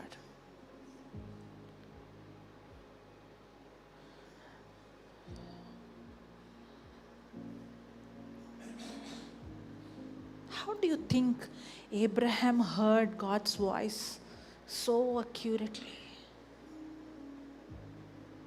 Because this spiritual senses is designed that way. You know how the spiritual senses are designed? They only get activated through the word of God. No word of God, those senses don't work. That's why that sense is called faith sense. That's why the scripture says faith comes by hearing, and hearing by the God. You know what is faith? Faith is the ability to see the unseen. Faith is the ability to understand what I cannot understand with my natural ability. That's why Hebrews 11:3 says, by faith we understand that the things which we see is made out of things that cannot be seen. How will a person understand the unseen? Through faith.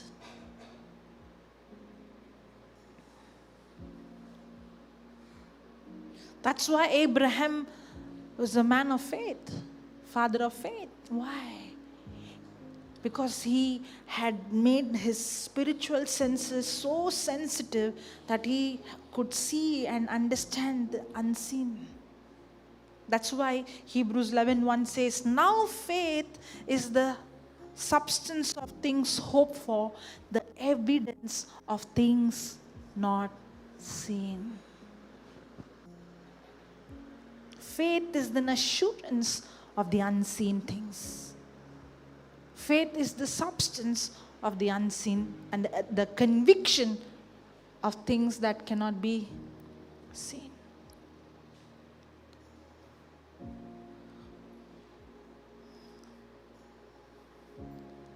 We saw Jesus said, their hearts were waxed gross.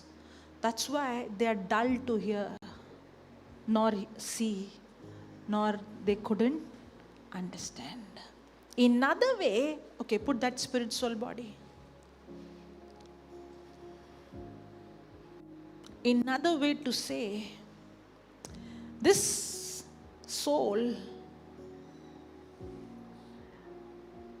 is hardened to God, but sensitive to my senses. Correct?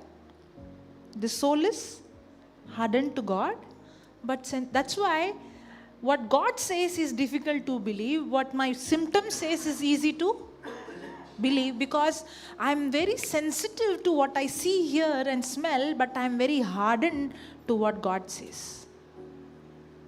But the good news is this heart can be molded and it can become sensitive.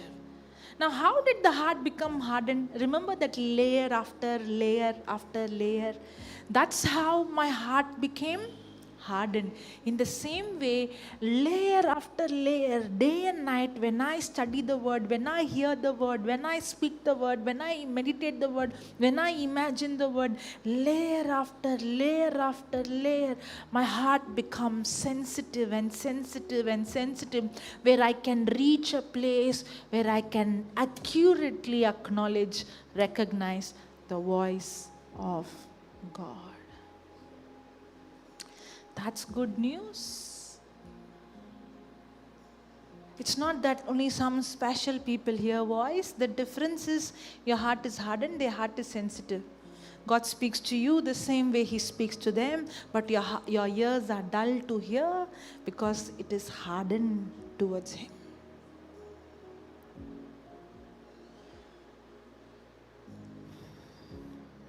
Hallelujah. God designed us to be sensitive to Him. God designed us to accurately hear from Him. God has designed us to be led by His Spirit. And thank God you are in a better position than Abraham, than Noah, because now you are not having the Spirit of God walking with you. God walked with them. God came to visit them. God came to visit Abraham, and Abraham gave God big feast. But for you and me, God has not come to visit, God has come to dwell. Wow. If they who walked with God were so sensitive, how much more sensitive you and I should be now who God is in us, within us.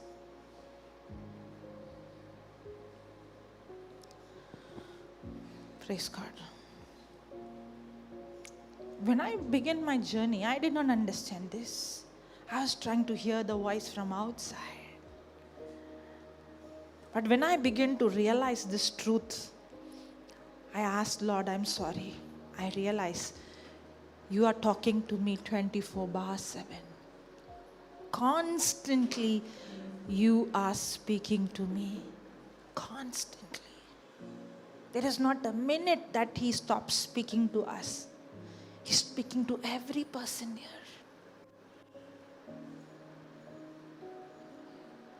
You know what happens when you begin to spend time with this mirror day and night, day and night, day and night? Your spiritual senses becomes layer after layer sensitive. That's when you begin to, in the beginning, you might be a little confused, but you might also start learning, okay, this is God speaking to me. And you can grow to a place where you begin to be familiar with that voice. That a day would come, like Abraham, you will not have any doubt who spoke to you. Praise God. Thank you, Jesus. Okay, before I close, last part.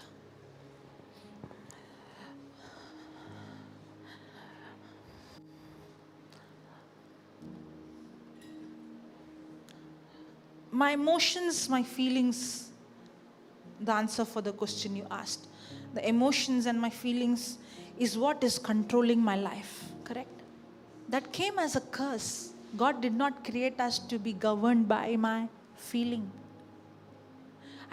Sometimes we get angry and we speak words, and then we say, I want to take those words back. Sometimes you get angry, you resign the job, and then you're like, why did I do that? Sometimes some people might get so angry and say, get out of my life and divorce, and then after a few years, why did I do that? Now who's ruling my life? My emotions are ruling. You know why? Because we might think it's anger problem, it's some problem which I have, or some people even think that's my nature, that's my personality, I'm an angry person, I cannot control. No. You are actually made your heart insensitive to God. You have desensitized yourself to God and His voice. And because you've been spending day and night time with other information, you are sensitive to the physical, the natural. That's why emotions is ruling your life.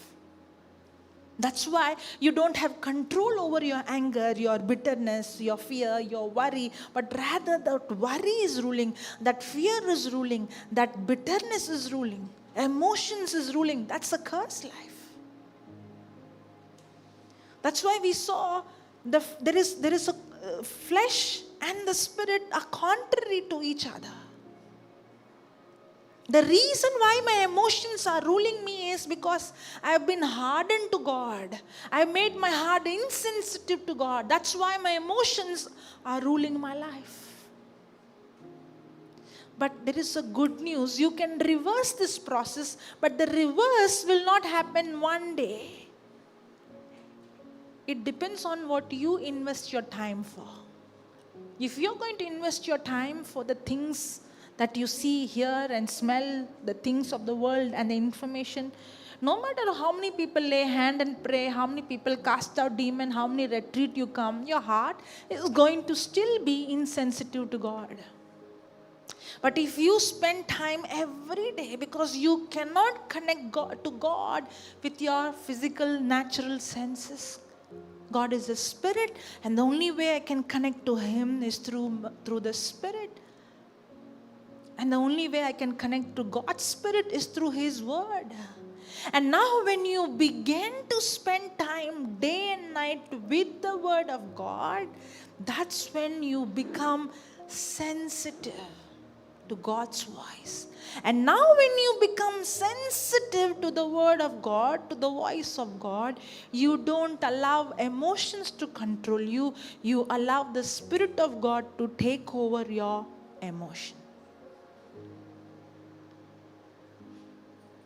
You know, when Jesus was in the ship sleeping, I used to think, and some translation says he had a pillow, he had a cushion.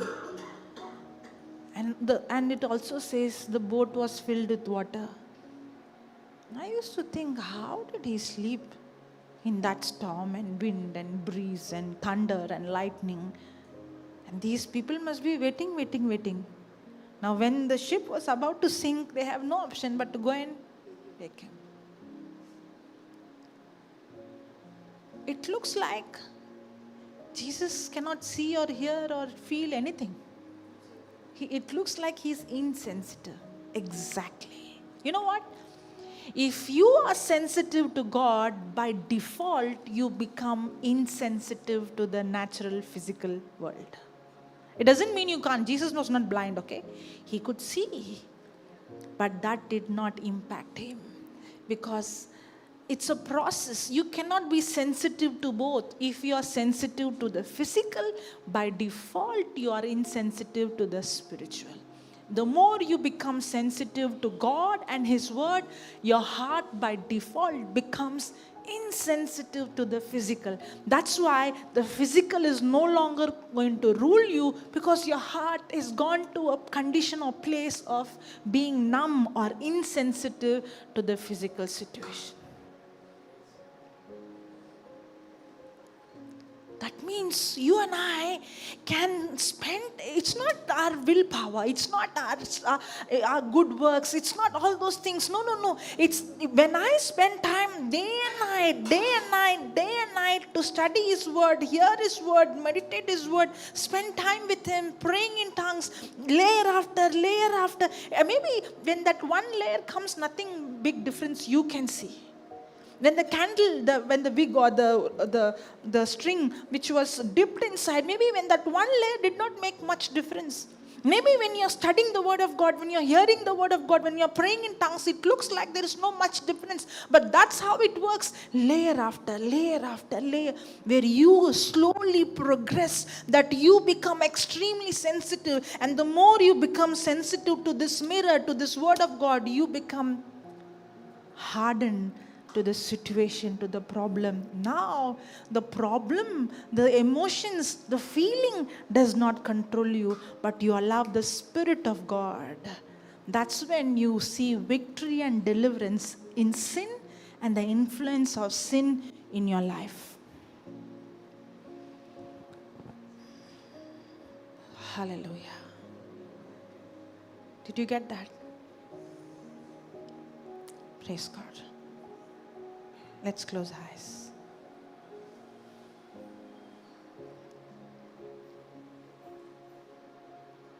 Thank the Lord. Lord, I thank you that you had shown me that I can also hear your voice accurately, precisely. It's not only for some special people who have some special calling, because everyone is special in your eyes. I am special in your eyes. And I thank you, Lord, that today I understood. It's not that you're not speaking to me. In fact, you are speaking to me constantly. Every moment, every second.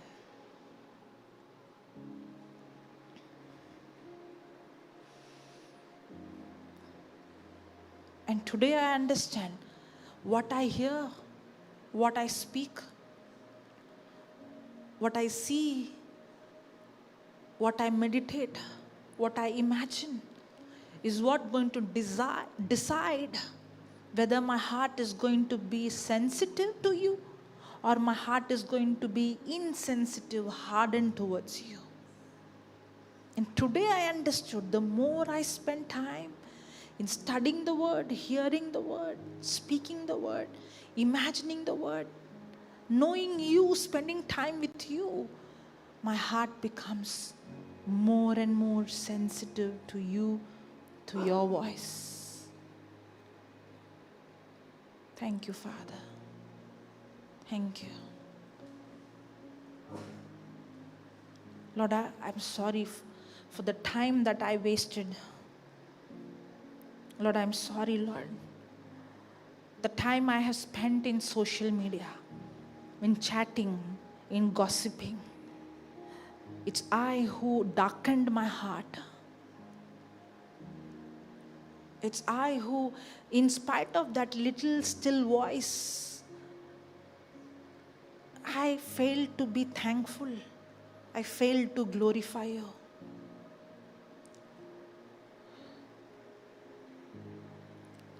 But I don't want, Lord. Now as I am born again, there is desire in me. It's not with my willpower, but it is you who has put that hunger in me, Lord. Right now, as you are praying, there is a supernatural hunger. There is a supernatural desire. There is a supernatural hunger to pray, a supernatural hunger to study His word. I thank you, Lord, for this hunger, for the desire that you put in me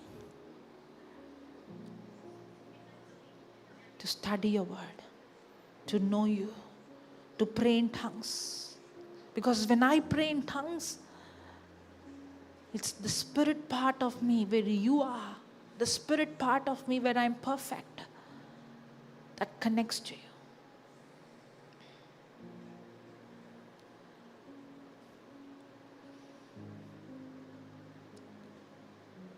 Thank you, Lord. Thank you, Jesus. Father, I thank you. I love you, Jesus. I praise you, Jesus. Come on, let's praise Him. Come on, thank Him from your heart. Come on, thank Him from your heart. It's not the words, it's the heart God looks at. Come on, thank Him. Praise you, Jesus. Lord, I thank you. I praise you, Lord. Thank you, Jesus. You're so good, Lord. You're so loving, Lord. You're so loving. You're willing. You are willing more than I'm willing, Lord. You are willing to spend time with me more than I'm willing, Lord. You are willing to reveal my future. You are willing to show me the things to come more than I'm willing. And you are constantly speaking to me. And when I praise Him, when I thank Him, it's just like the layer. My heart is becoming more and more sensitive as I begin to praise and thank. Thank you, Jesus. Praise you, Jesus. Hallelujah. Hallelujah. Thank you, Father. Thank you, Jesus. Praise you, Jesus. Thank you, Jesus. Hallelujah, Father.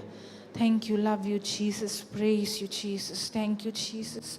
Shihala harana shihantara kuramamana shihantara babana kiankara papana ziantan tan tan tan tan tan pampara shishelehana kuram pam pam pam pam pam para sitara hara zian tan tan tan tan tan tan tan tan pam pam kan kan kan kan kan kan kan kan shishene te te te pa ka ka la babana shishele hala kuram pam pam pam para shishele te te te zuan ka ka pa pa ba ba ba ba na shishele ha kuram pam pam para shishele kara kura papara ziantuan kara papala shishele kara kara babara kuram pam pam para shishele kana kukoroba shiankara babala sidaram papara sitara kara kuram pam para shihalala la la baba harasi karam pam pam para sidaram pam para sidoro pakakara